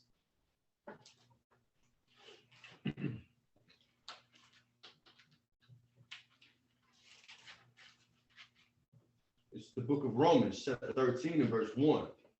Let every soul be subject unto the higher powers, for there is no power but of God. You want a business, especially a legitimate business, so that you ain't looking over your shoulders and worried about the feds and so on and so forth, raiding on you, right? Then what must you do? You got to go stand before the king, meaning you got to go to that city hall and get a business license so that you can conduct business in that municipality, in that city, right? Okay, that's commerce, that's business.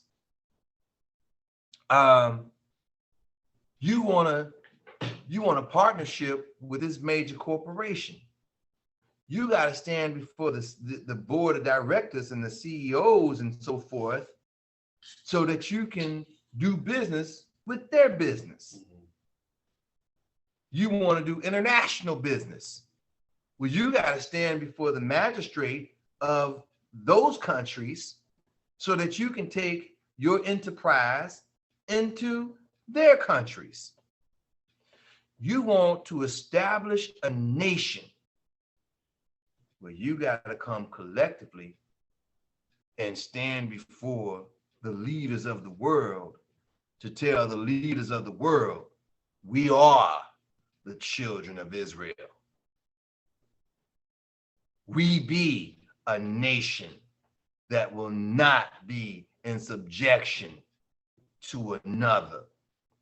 Now, of course, some of those nations are going to say, oh, what? Oh, yeah? Not by the hair of my chinny chin chin. And you got to be ready to deal with however you're going to deal to stand firm with what you're saying. Okay? All right. Proverbs chapter 27, verse 23.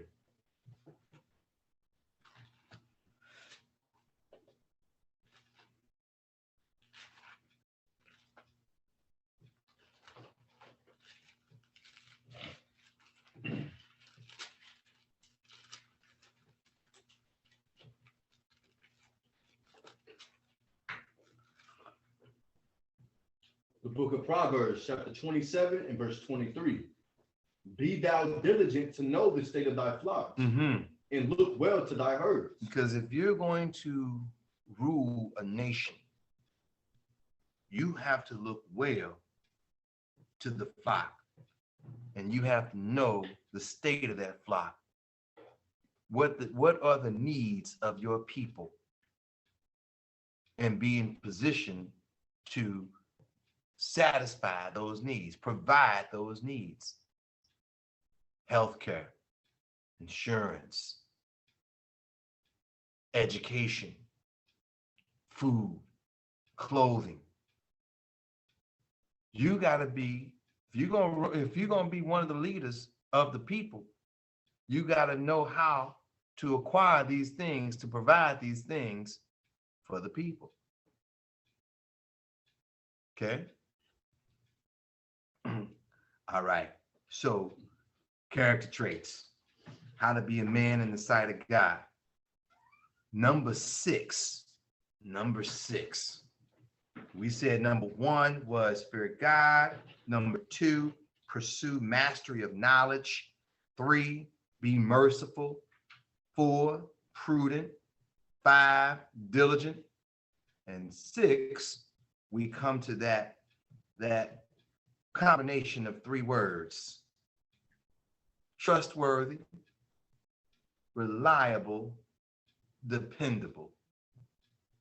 Trustworthy, reliable, dependable. This character trait you must have as a man in the sight of God. Go to the book of Judith in the Apocrypha,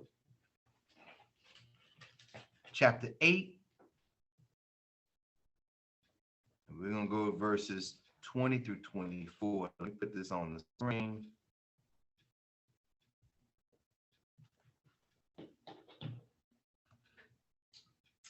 Let me get to it. All right, I'm ready.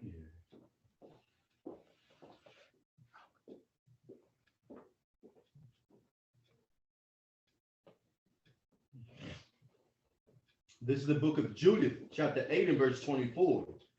Now therefore, O brethren, let us show Chapter 8, verse 20 through 24. 20 through 24. Yes, sir. Yes, sir. The book of Judith, chapter 8 and verse 20. But we know none other God. Therefore we trust that he will not despise us, nor any of our nation. We trust that God will not despise us, nor any of our nation. Go ahead. For if we be taken so, all Judea shall lie waste, and our sanctuary shall be spoiled. Okay. And he will require the profanation thereof at our mouth. Okay. And the slaughter of our brethren, and the captivity of our country, and the desolation of our inheritance will he turn upon our heads among the Gentiles. Wheresoever we shall be in bondage, wheresoever we shall be in bondage, and we shall be an offense and a reproach to all them that possess us. Go ahead. For our servitude shall not be directed to favor, but the Lord our God shall turn it to dishonor.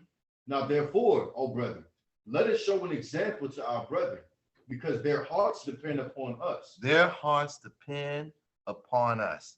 Their hearts depend upon us. Trustworthy, reliable, dependable. Read. And the sanctuary and the house and the altar rest upon us. All of these things, right? So Judah is saying, hey, if we turn from the Lord, destruction is coming our way. But if we stay the course, we can put our trust in the Most High. He won't despise us. We must stay the course, not simply because or solely because God has commanded us to, but because the people, our brethren, men, women, and children, depend upon us. The sanctuary depends upon us. The house and the altar depends upon us. The nation depends upon us. We must do this. We must stay the course. We got to get into the streets to tell the people who they are, who they be. You're not a Negro. You're an Israelite from the tribe of Judah. You're not a Mexican. You're an Israelite from the tribe of Issachar. Come back to the Lord. Be a nation once again. These things we must do. It depends upon us. The sanctuary depends upon us. Okay? Go to Sirach.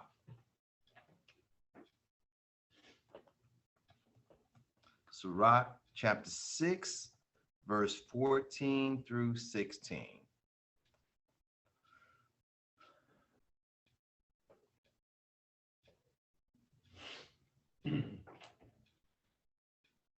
Trustworthy, reliable, dependable. I can depend on that brother. Whenever I call, he's there.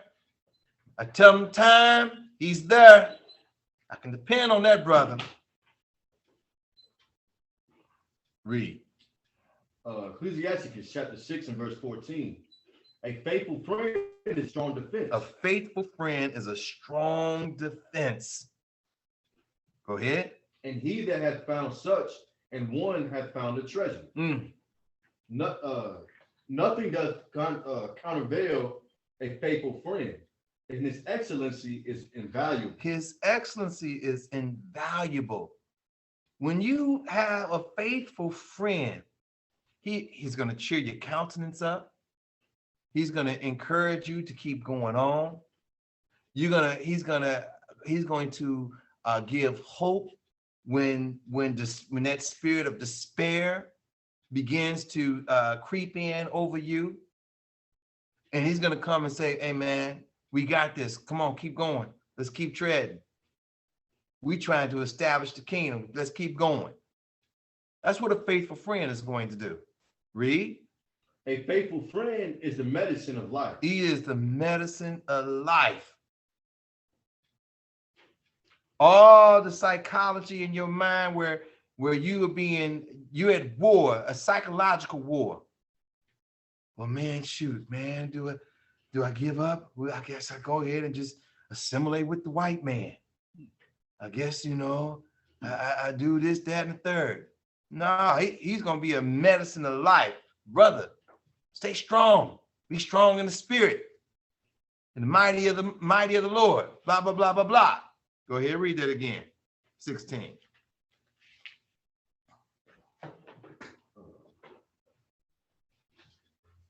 A faithful friend is the medicine of life, and they that fear the Lord shall find him. And they that fear the Lord shall find him.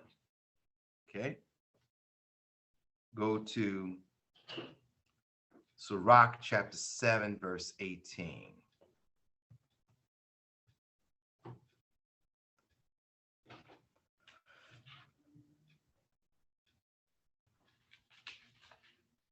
This is the book of Sirach, chapter 7, and verse 18. Change not a friend for any good by no means. Neither a faithful brother for the gold of Ophir. For the gold of Ophir. No matter how precious that money is, man, I'll give you $1 million right now. Nope. Don't change a faithful brother for all the riches.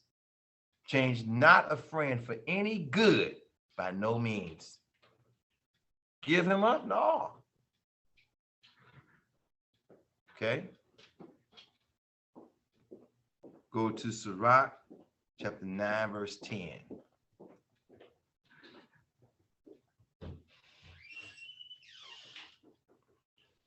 This is the book of Sirach, chapter 9 and verse 10. Forsake not an old friend, for the new is not comparable to him.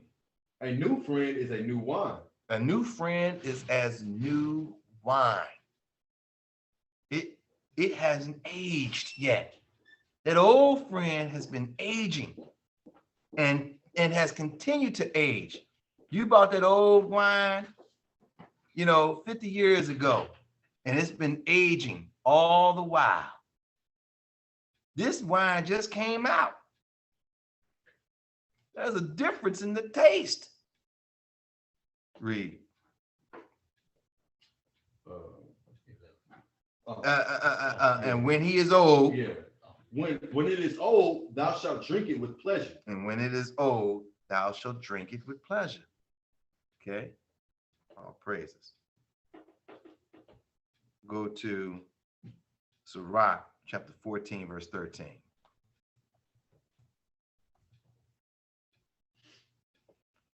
This is the book of Sirach, chapter 14 and verse 13. Do good unto thy friend before thou die. And according to thy ability, stretch out thy hand and give to him. And give to him according to thy ability. You in the position to do well? Do well.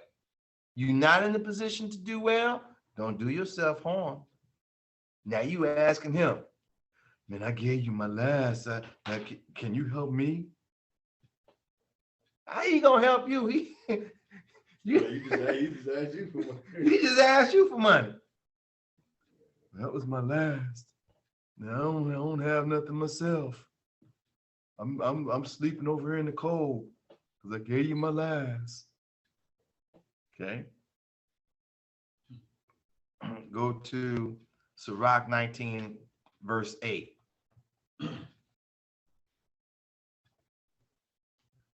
This is the book of Sirach, chapter 19 and verse 8. Whether it be to friend or foe, talk not of. We know what the word foe means, yes? We all know what the word foe, friend or foe. Go ahead. Talk not of others' men's lives. Talk not of hey man, man. You know what Johnny did, man? Let me tell you what Johnny did, man. Ooh, yeah, Johnny. No, it says talk not of other men's lives. Read.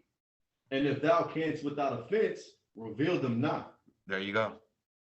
If you can't talk about it without offending Johnny, shut your mouth. Shut your mouth. Okay.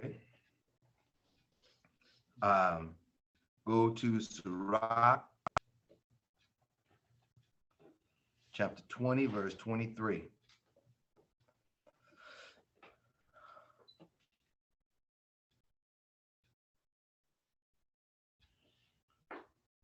Sirach 20 and 23. Mm-hmm. There is that for bashfulness, promise it to his friend. We know what that word bashfulness means. Similar to stuff with the art. Let's look that word up. Yeah, okay. I was gonna say Let's look that word up. Bashful. Look on the board.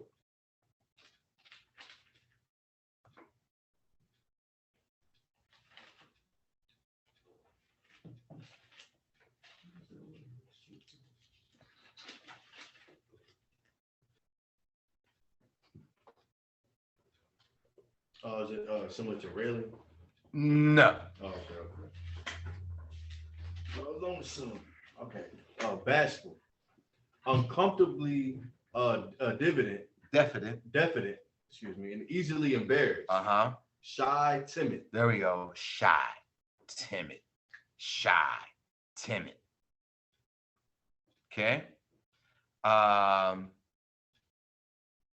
So, in other words, you don't know how to say no when you should say no.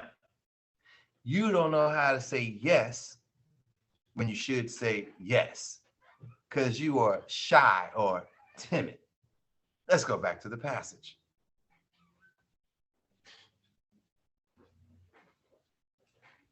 There is that for bashfulness, promise it to his friend. Because he should have said to his friend, no. Or he should have said to his friend, yes. Go ahead. And maketh him his enemy for nothing. And maketh him his enemy for nothing. Hey, man, can you do this for me? No. But he said, yeah, I can do that for you. Can you do it for me by next week? Yeah, I can do it for you by next week. Yeah. Next week come. Man, I thought you was going to do that for me by next week. Oh, man. Now you're an enemy. Man, I needed that, man. Now I got flossing on my head. Man, I wish you would have told me that you couldn't do it. Now you have made yourself an enemy for bashfulness.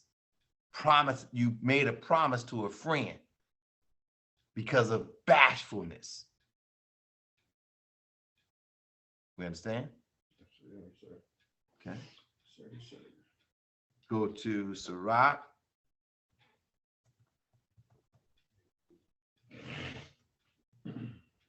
(27) verse 16 and 17.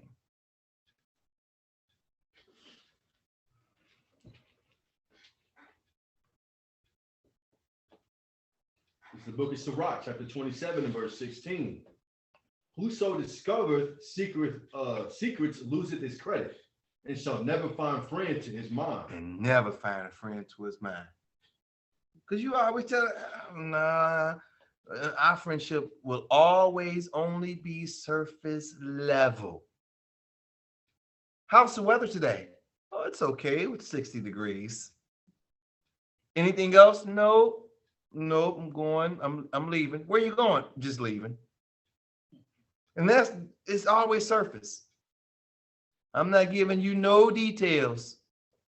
Why? Because whatever all the details I share with you, you're gonna run your mouth.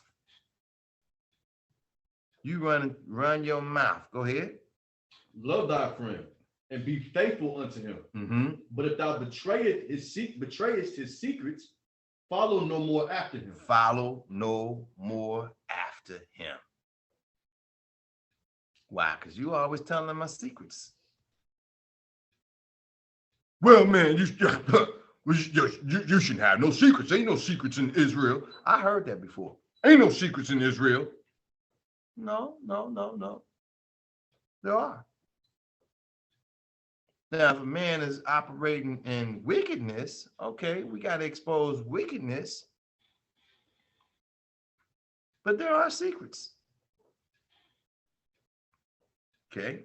Otherwise, why does the scripture say, but if thou betrayeth his secrets? Why does the Bible say that if there are no secrets?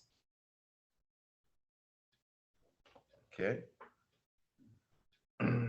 Go to Sirach chapter 37, verse 1.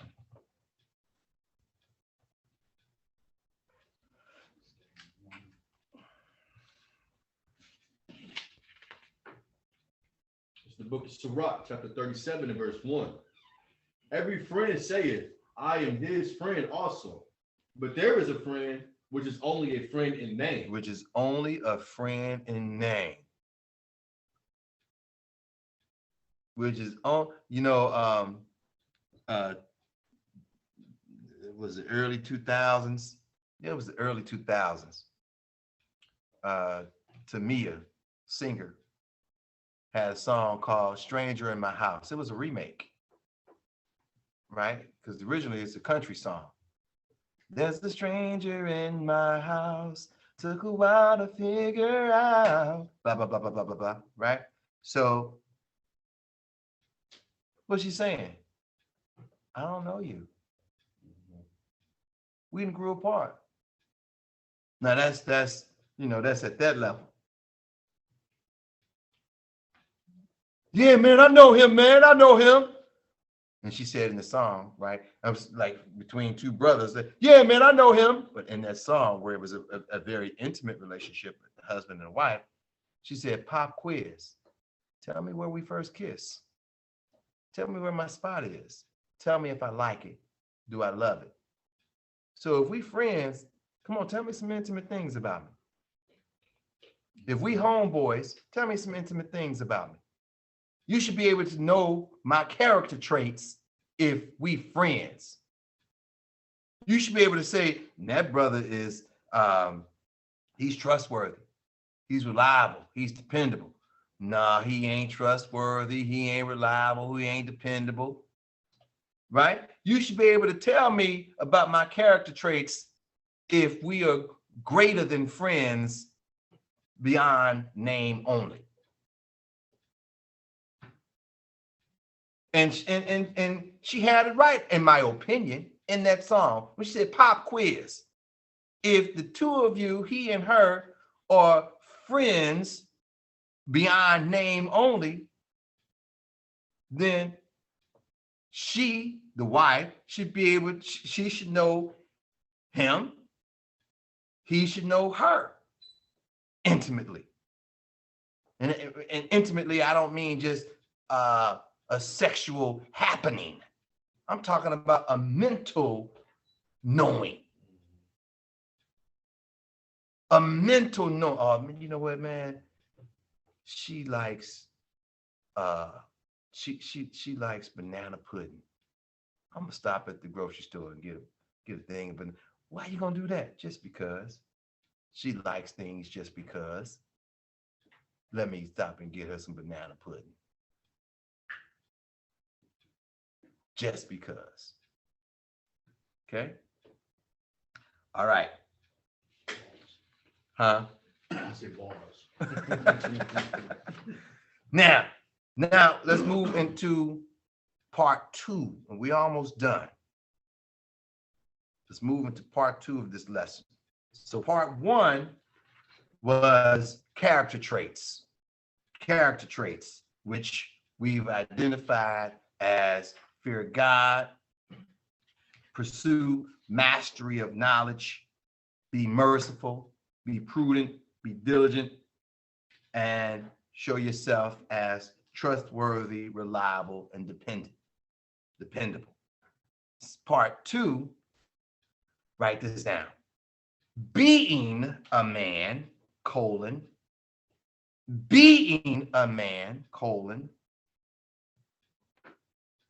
provide, protect, providence. Provide, protect, providence. It's what I like to call 3 P's of manhood. 3 P's of manhood. Okay? Let's start with provide. Let's go to Genesis chapter 30, verse 30.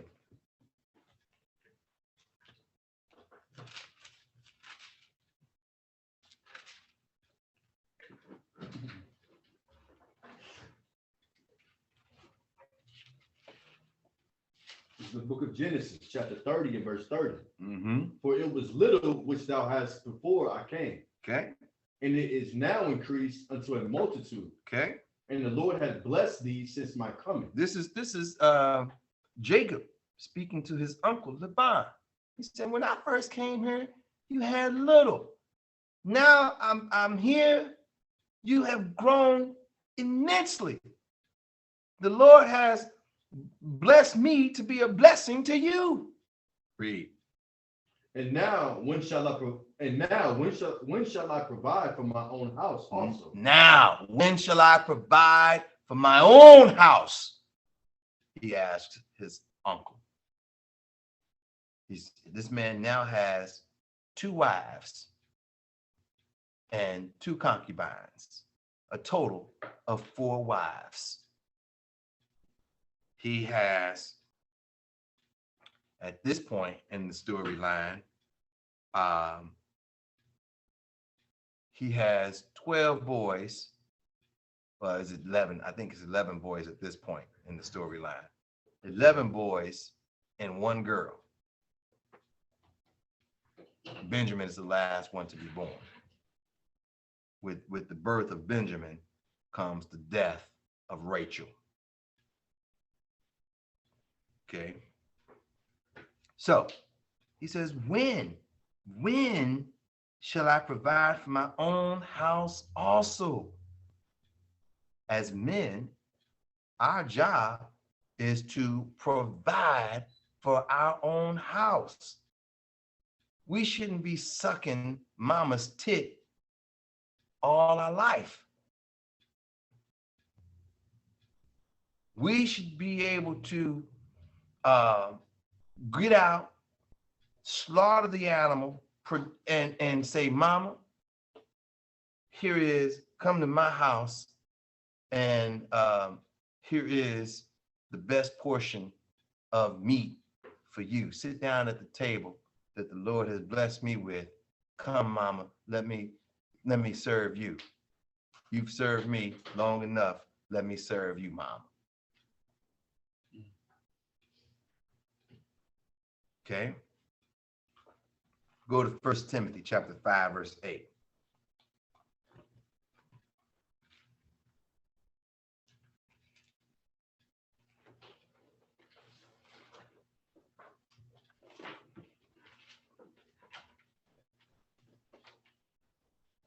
It's the book of 1 Timothy chapter 5 and verse 8. But if any provide not for his own, and especially for those of his own house, he hath denied the faith and is worse than an infidel. And is worse than an infidel, worse than a non-believer. You won't even provide for your own house, huh? 1 Timothy 5 and 8. 1 Timothy 5 and 8. You won't provide for your own house. You're worse than an infidel. What's the matter with you? Who raised you? Go to 1 Maccabees. Let me pull this up on the screen. 1 Maccabees. We're going to go to chapter 14.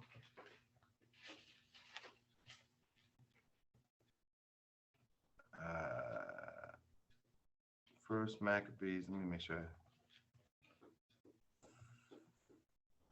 14, verse 4 through 10. There we go.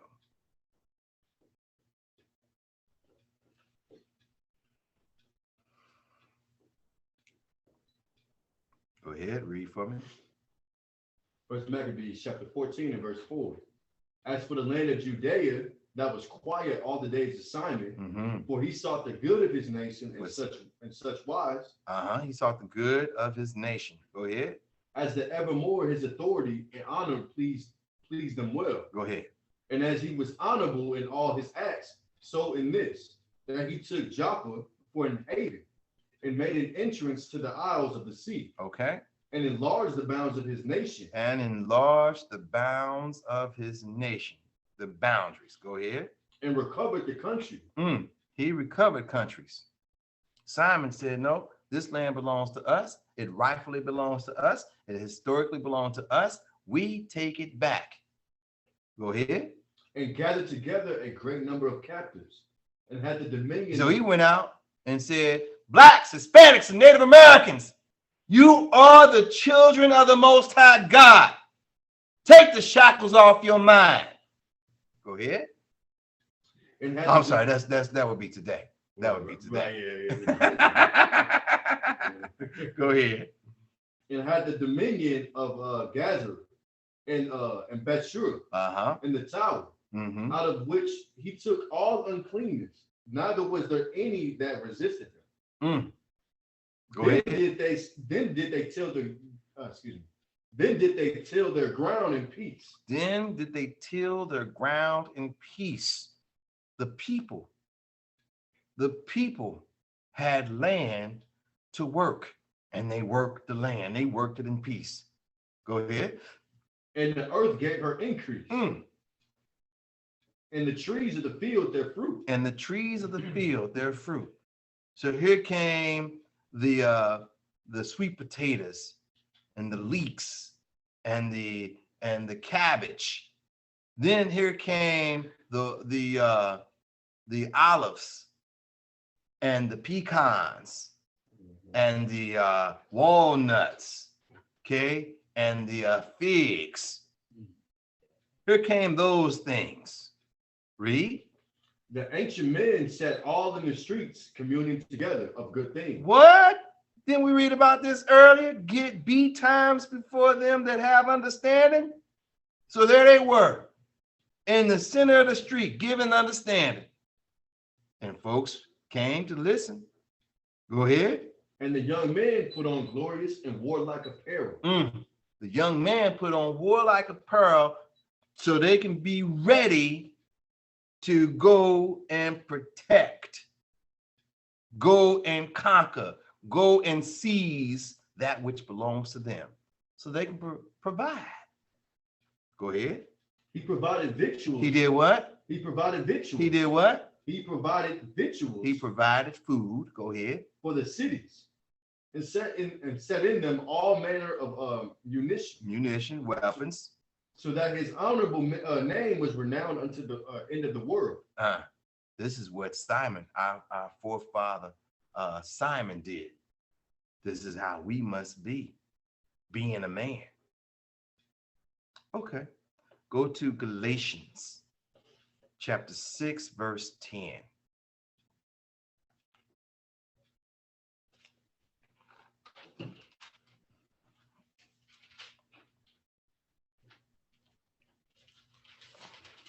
The book of Galatians, chapter 6 and verse 10. As we have therefore opportunity, let us do good unto all men, especially unto them who are of the household of faith. Especially of them who are of the household of faith. They belong to the house of faith. We're going to do righteous by them, especially them that are of the household of faith. We're going to do righteous by them. We ain't going to act all snub. No. But he with another camp. We don't deal with people with another camp. Because we all the same. No, we not. The doctrine's different. Then go tell that to your enemy. Go tell that to your enemy, because your enemy, he see a black, Hispanic, and Native American wearing fringes. He don't care that the shirt is white, blue, orange, yellow, purple. He don't care. He says, look at those Negroes. We got to do something about them. Read it one more time. As we have therefore opportunity, let us do good unto all men, especially them who are of the household of faith. Especially them who are of the household of faith. Now, if anything, let's go to the leaders of the various camps so that we can debate our cause. Let's reason with our brothers. If anything, if that opportunity comes about. All right. The second P, protect. The second P, protect. Being a man, you got to be ready to protect. Go to Genesis chapter 14, verse 14.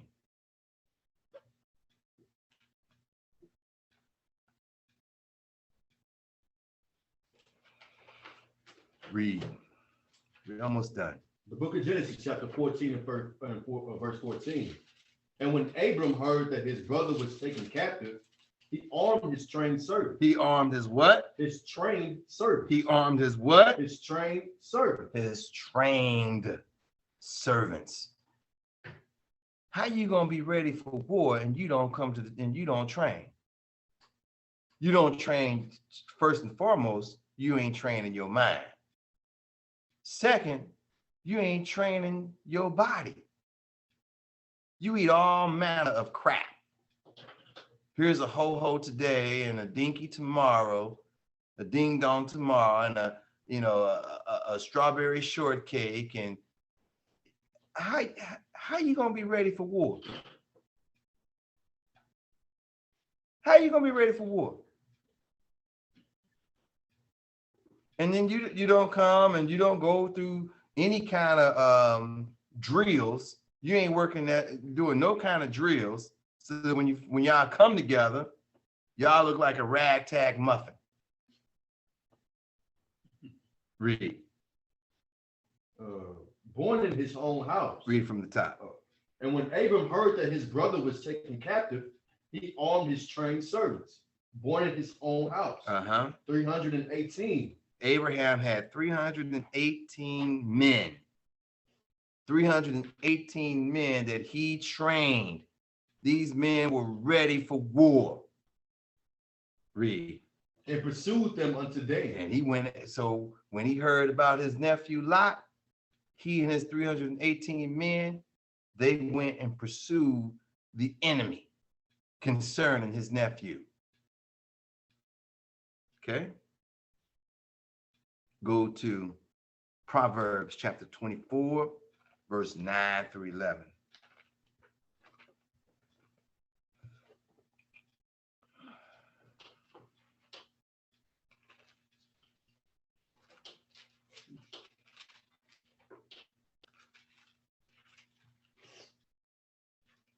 The book of Proverbs, chapter 24 and verse 9.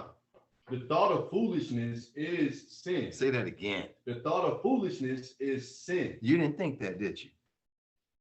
The thought of foolishness, the Bible says, is sin.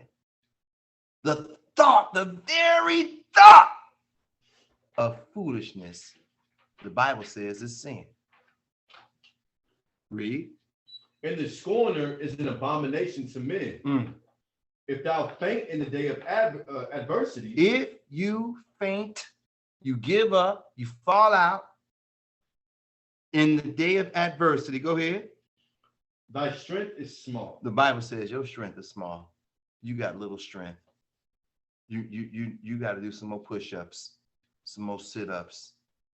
You need to eat some more Flintstones because your strength is small. Read. If thou forbear to deliver them that are drawn unto death. Say that again. If thou forbear to deliver them that are drawn unto death. Your brothers are drawn unto death this very day. And where are you on the street corner to give this word of this knowledge of salvation to them? Where are you? Read. And those that are ready to be slain, if thou sayest.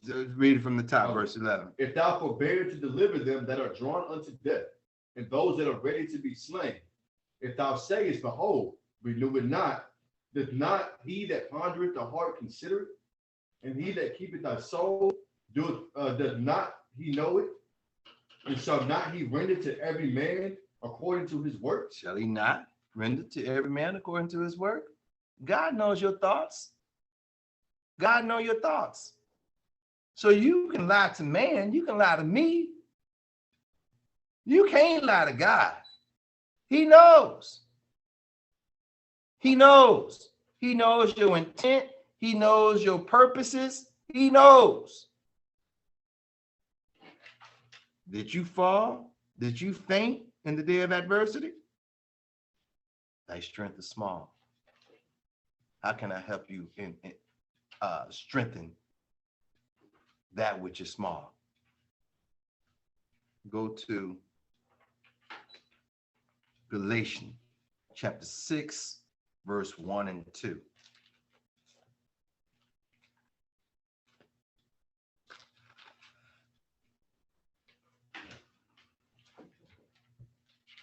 This is the book of Galatians, chapter 6 and verse 1.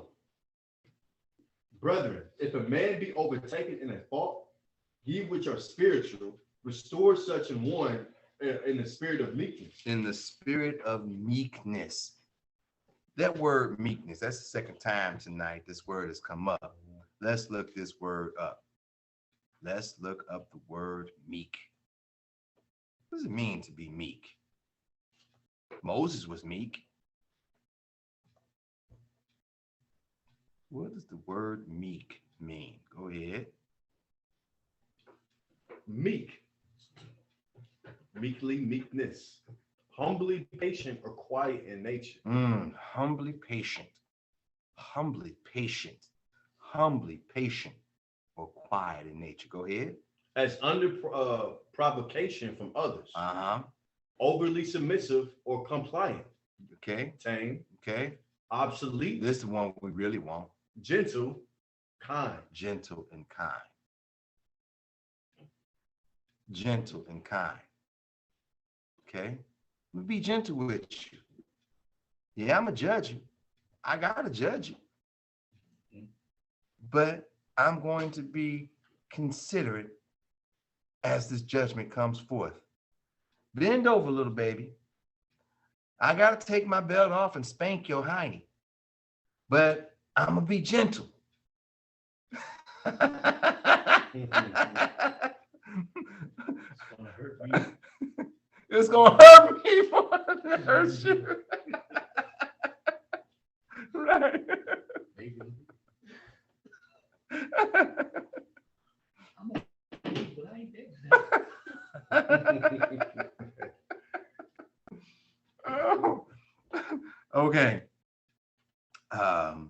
Did we read all of 6? Yes. Read that again. 6, 1 and 2. Oh yeah. Brethren, if a man be overtaken in a fault, ye which are spiritual, ye which are spiritual, restore such an one in the spirit of meekness, considering thyself, lest thou also be tempted. That's the gentle and kindness apparatus right there, is that you have to consider your own self. What if you fall in this fashion? What if you give way to adultery? What if you give way to theft? What if you give way to telling of secrets?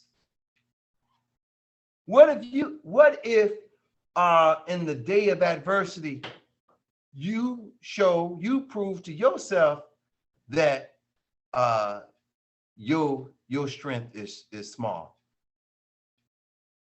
So likewise, when our brothers and sisters, when they fall, by whatever means they fall, Bible tells us we got to be considerate.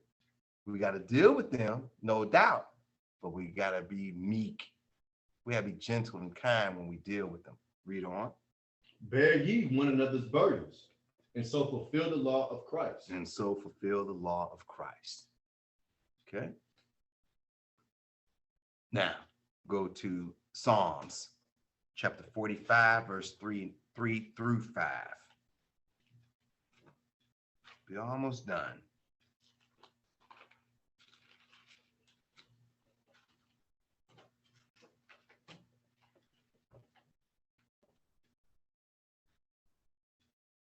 The book of Psalms, chapter 45 and verse 3. Gird thy sword up thy thigh. Upon thy thigh. Upon thy thigh. Put the sword on your. Put your sword on your side, because there's no telling when you're gonna need it. Go ahead, read it again.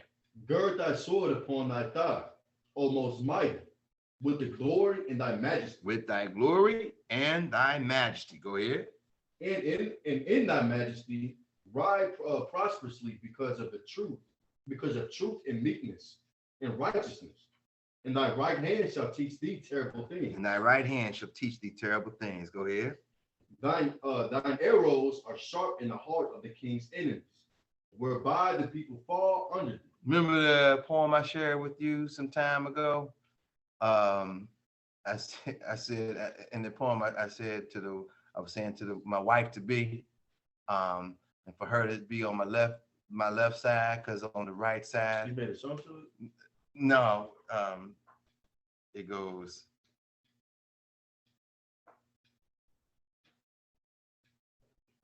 This is in lieu of verse 4. Read that verse 4 one more time.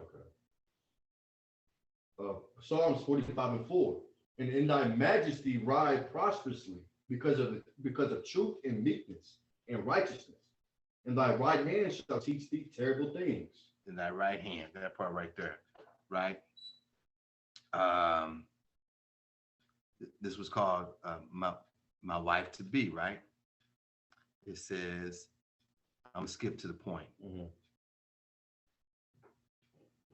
On the left side, because on the right side, if I have to raise his hand to judge the wicked, it is what it is. That's just how it be. Remember that? Yeah, I'm about to say that dude. When you said the title, it sounded familiar too, though. Yeah, it says my wife to be. She's got to have a radical mind, because I've got a radical mind. She's got to know how to take control while I'm out there in these streets being bold. She's got to know when to submit to my command, because I'm only trying to operate according to God's plan. Raise my seed and teach him well. Instill in him the knowledge of God, and we pray, my son, you never fail. Teach my daughter to respect and walk circumspect, to wear a modest dress and legs crossed, to keep them forward niggas in check. My wife to be, oh, she's my friend, my sister, a daughter of Sarah, raised to stand next to me. On the left side, because on the right side, if I have to raise this hand to judge the wicked, it is what it is. That's just how it be. That's some bars right there. My wife to be, her intellect is masterful. A daughter of the sons of God, she's tactical. A keeper at home, she's practical. Not too didactic in speech. Too many words get on my nerves when they speak. Parlance freely. Tell me the thoughts of your mind. Do you imagine us in the kingdom? Yes, the enemy's in shackles and we're free to unwind. Pour my drink. Let me be merry. From days of old to a day anew. Princess, daughter of Sarah, my wife to be. Right? So, but seeing at verse 5, verse 4, he said, verse 3 through 5, he's telling you, put your peace on you. Be ready to protect. Don't go out the house not ready to protect. Okay. And no, we don't advocate violence. Right. They so looking like we got them. No. We don't advocate violence. Where we at? Go to Maccabees, First Maccabees, chapter 3, verse 1 through 9. Let me pull it up on the board.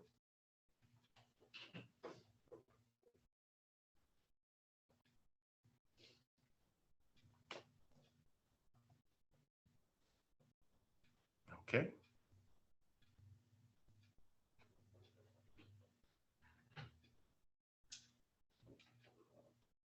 Oh, you said 3 and First Maccabees, chapter 3, verse 1 through 9. okay. First Maccabees, chapter 3 and verse 1.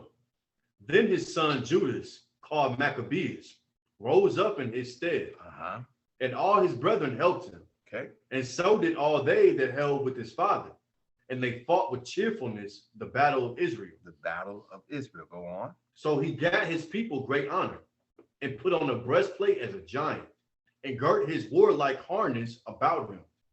And he made battles, protecting the host with his sword. In his acts he was like a lion, and like a lion's whelp roaring for his prey. Okay.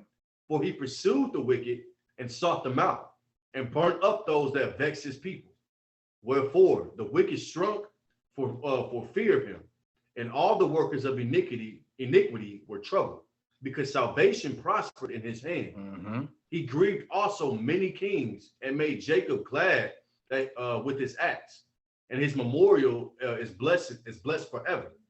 Moreover, he went through the cities of Judah, destroying the ungodly out of them, and turned away wrath from Israel. Go ahead. So that he was renowned unto the utmost part of the earth, and he received unto him such as were ready to perish. Such as, right. So what did Judas Maccabee do? Judas Maccabee took care of business in protecting the children of Israel. He took care of business so much so that he was like a lion, they said. That's how they looked at him.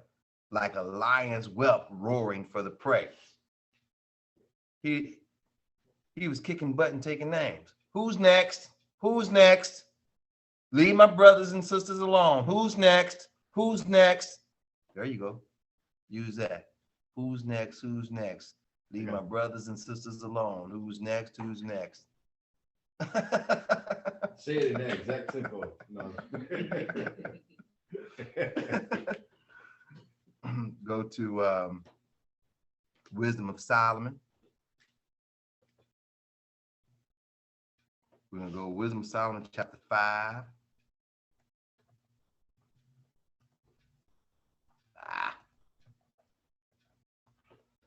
Verses 15 through 16.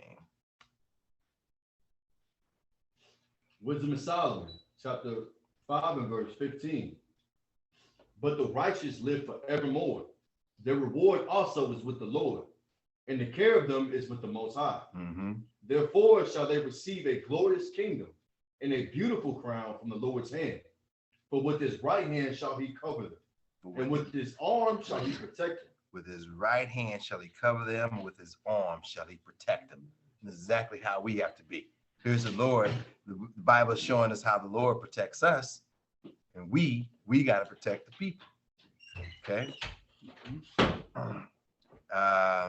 Go to Judith.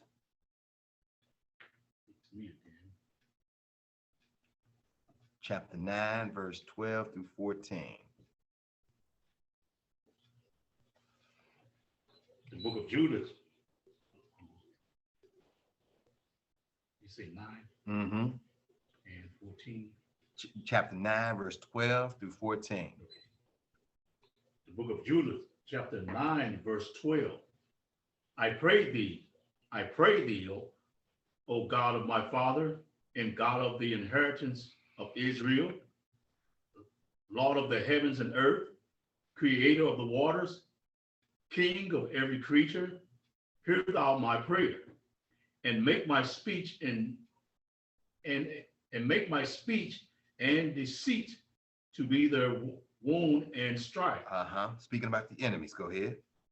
Who have pursued cruel things against thy covenant, and thy allowed in thy hallowed house. In thy hallowed house, meaning holy. And against the top of Zion, and against the house. And let me get this out the way. Of the possession of thy children. Let me read it if you don't mind. Judith chapter 9, verse 12. I pray thee, O God of my father, and God of the inheritance of Israel, Lord of the heavens and earth, creator of the waters, King of every creature, hear thou my prayer, and make my speech and deceit to be their wound and strife, who have purposed cruel things against thy covenant and thy hallowed house, and against the top of Zion, and against the house of the possession of thy children, to make every nation and tribe to acknowledge that thou art the God of all power and might, and that there is none other that protected the people of Israel but thou. Right? So we have to know that first and foremost, our protection comes from the Lord. Our protection first and foremost comes from the Lord. In knowing that, we then have to have the courage to protect the women and children. Okay? Go to, now, here's the third P. The third P, providence. The third P, providence.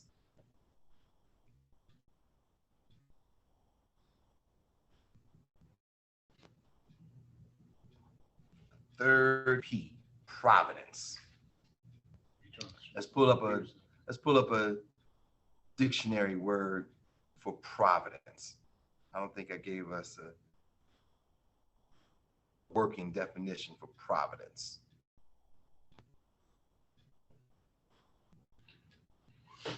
Here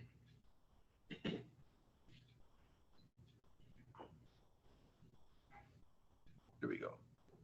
Read that. Providence. The foreseeing care and guidance of God or nature over the creatures of the earth. The foreseeing, that's the key word there. Foreseeing care. Foreseeing care. Okay. Go to number 4. Provident or prudent management of resources. Prudence. Because you're looking at things futuristically. So you're not eating up all of the food right now. You know that you have to stretch this food until the next time you get paid, until the next time you go to the grocery store. Okay. 5. Foresight, provident care. Foresight, provident care. Why? You have insurance in position because you have foresight, knowing that the insurance is going to take care of issues that might come about. Life insurance, dental insurance, medical insurance. So you pay for these things, preparing for those issues that might come about. Providence. Providence. All right. Let's look at it. Let's go to Proverbs chapter 20, verse 4. Proverbs chapter 20, verse 4.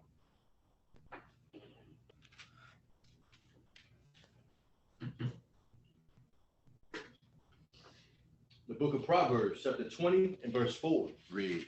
The sluggard will not plow by reason of the cold. Therefore shall he beg and harvest and have nothing. And have nothing. It's too cold to go out there and work the field, work the ground. I'll wait till springtime. Well, you done lost 3 months because you waited till springtime. Now, for 3 months, 3-4 months, you bet. Can you help me? No, why didn't you do the work when it was cold outside? Why didn't you do those things that are necessary in preparation? Yeah, just like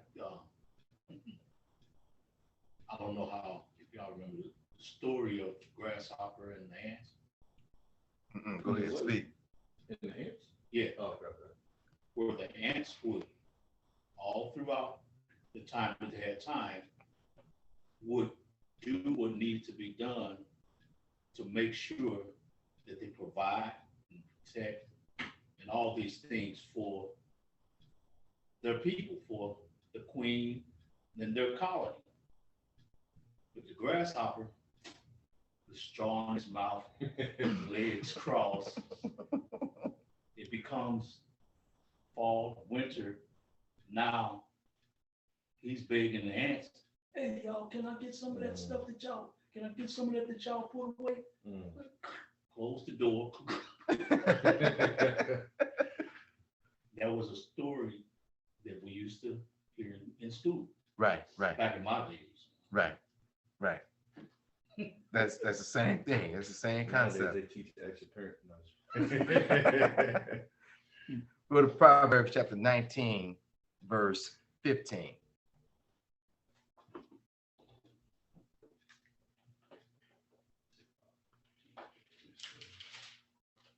It's the book of Proverbs, chapter 19 and verse 15. Slothfulness casteth into a deep sleep, and an idle soul shall suffer hunger. And an idle soul shall suffer hunger. I'm sleepy. I'm sleepy. I'm sleepy. You slept the whole day. Now it's 11 o'clock. Everything is closed. Man, I'm so hungry. When am I going to eat? Now you got to wait till morning to go find you something to eat. And heaven forbid you live somewhere where, you know, everything is 25 minutes away and you don't have a lot of options. Go to Proverbs chapter 6, verse 10 through 11.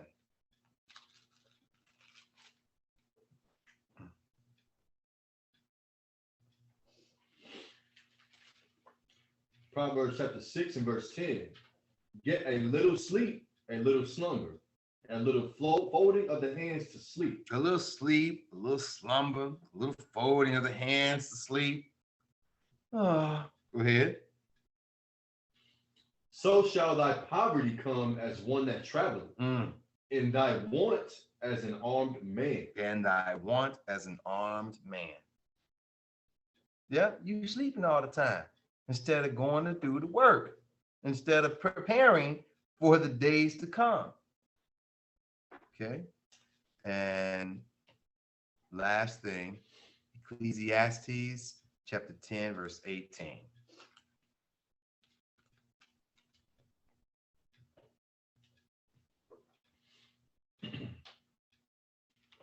The book of Ecclesiastes, chapter 10 and verse 18. By much slothfulness, the building decayed, and through idleness of the hands, the house droppeth through. And through idleness of hands, right? And so with this last precept that we come to, not just as an individual, slothfulness, the building decays, but also as a nation. You're not doing the necessary work to build up the nation of Israel, then don't be mad because you are constantly oppressed. You have no room to be mad. And here we've been in America since 1619, and we have not moved one iota. You can't be mad, and nobody but you. With that, we say shalom.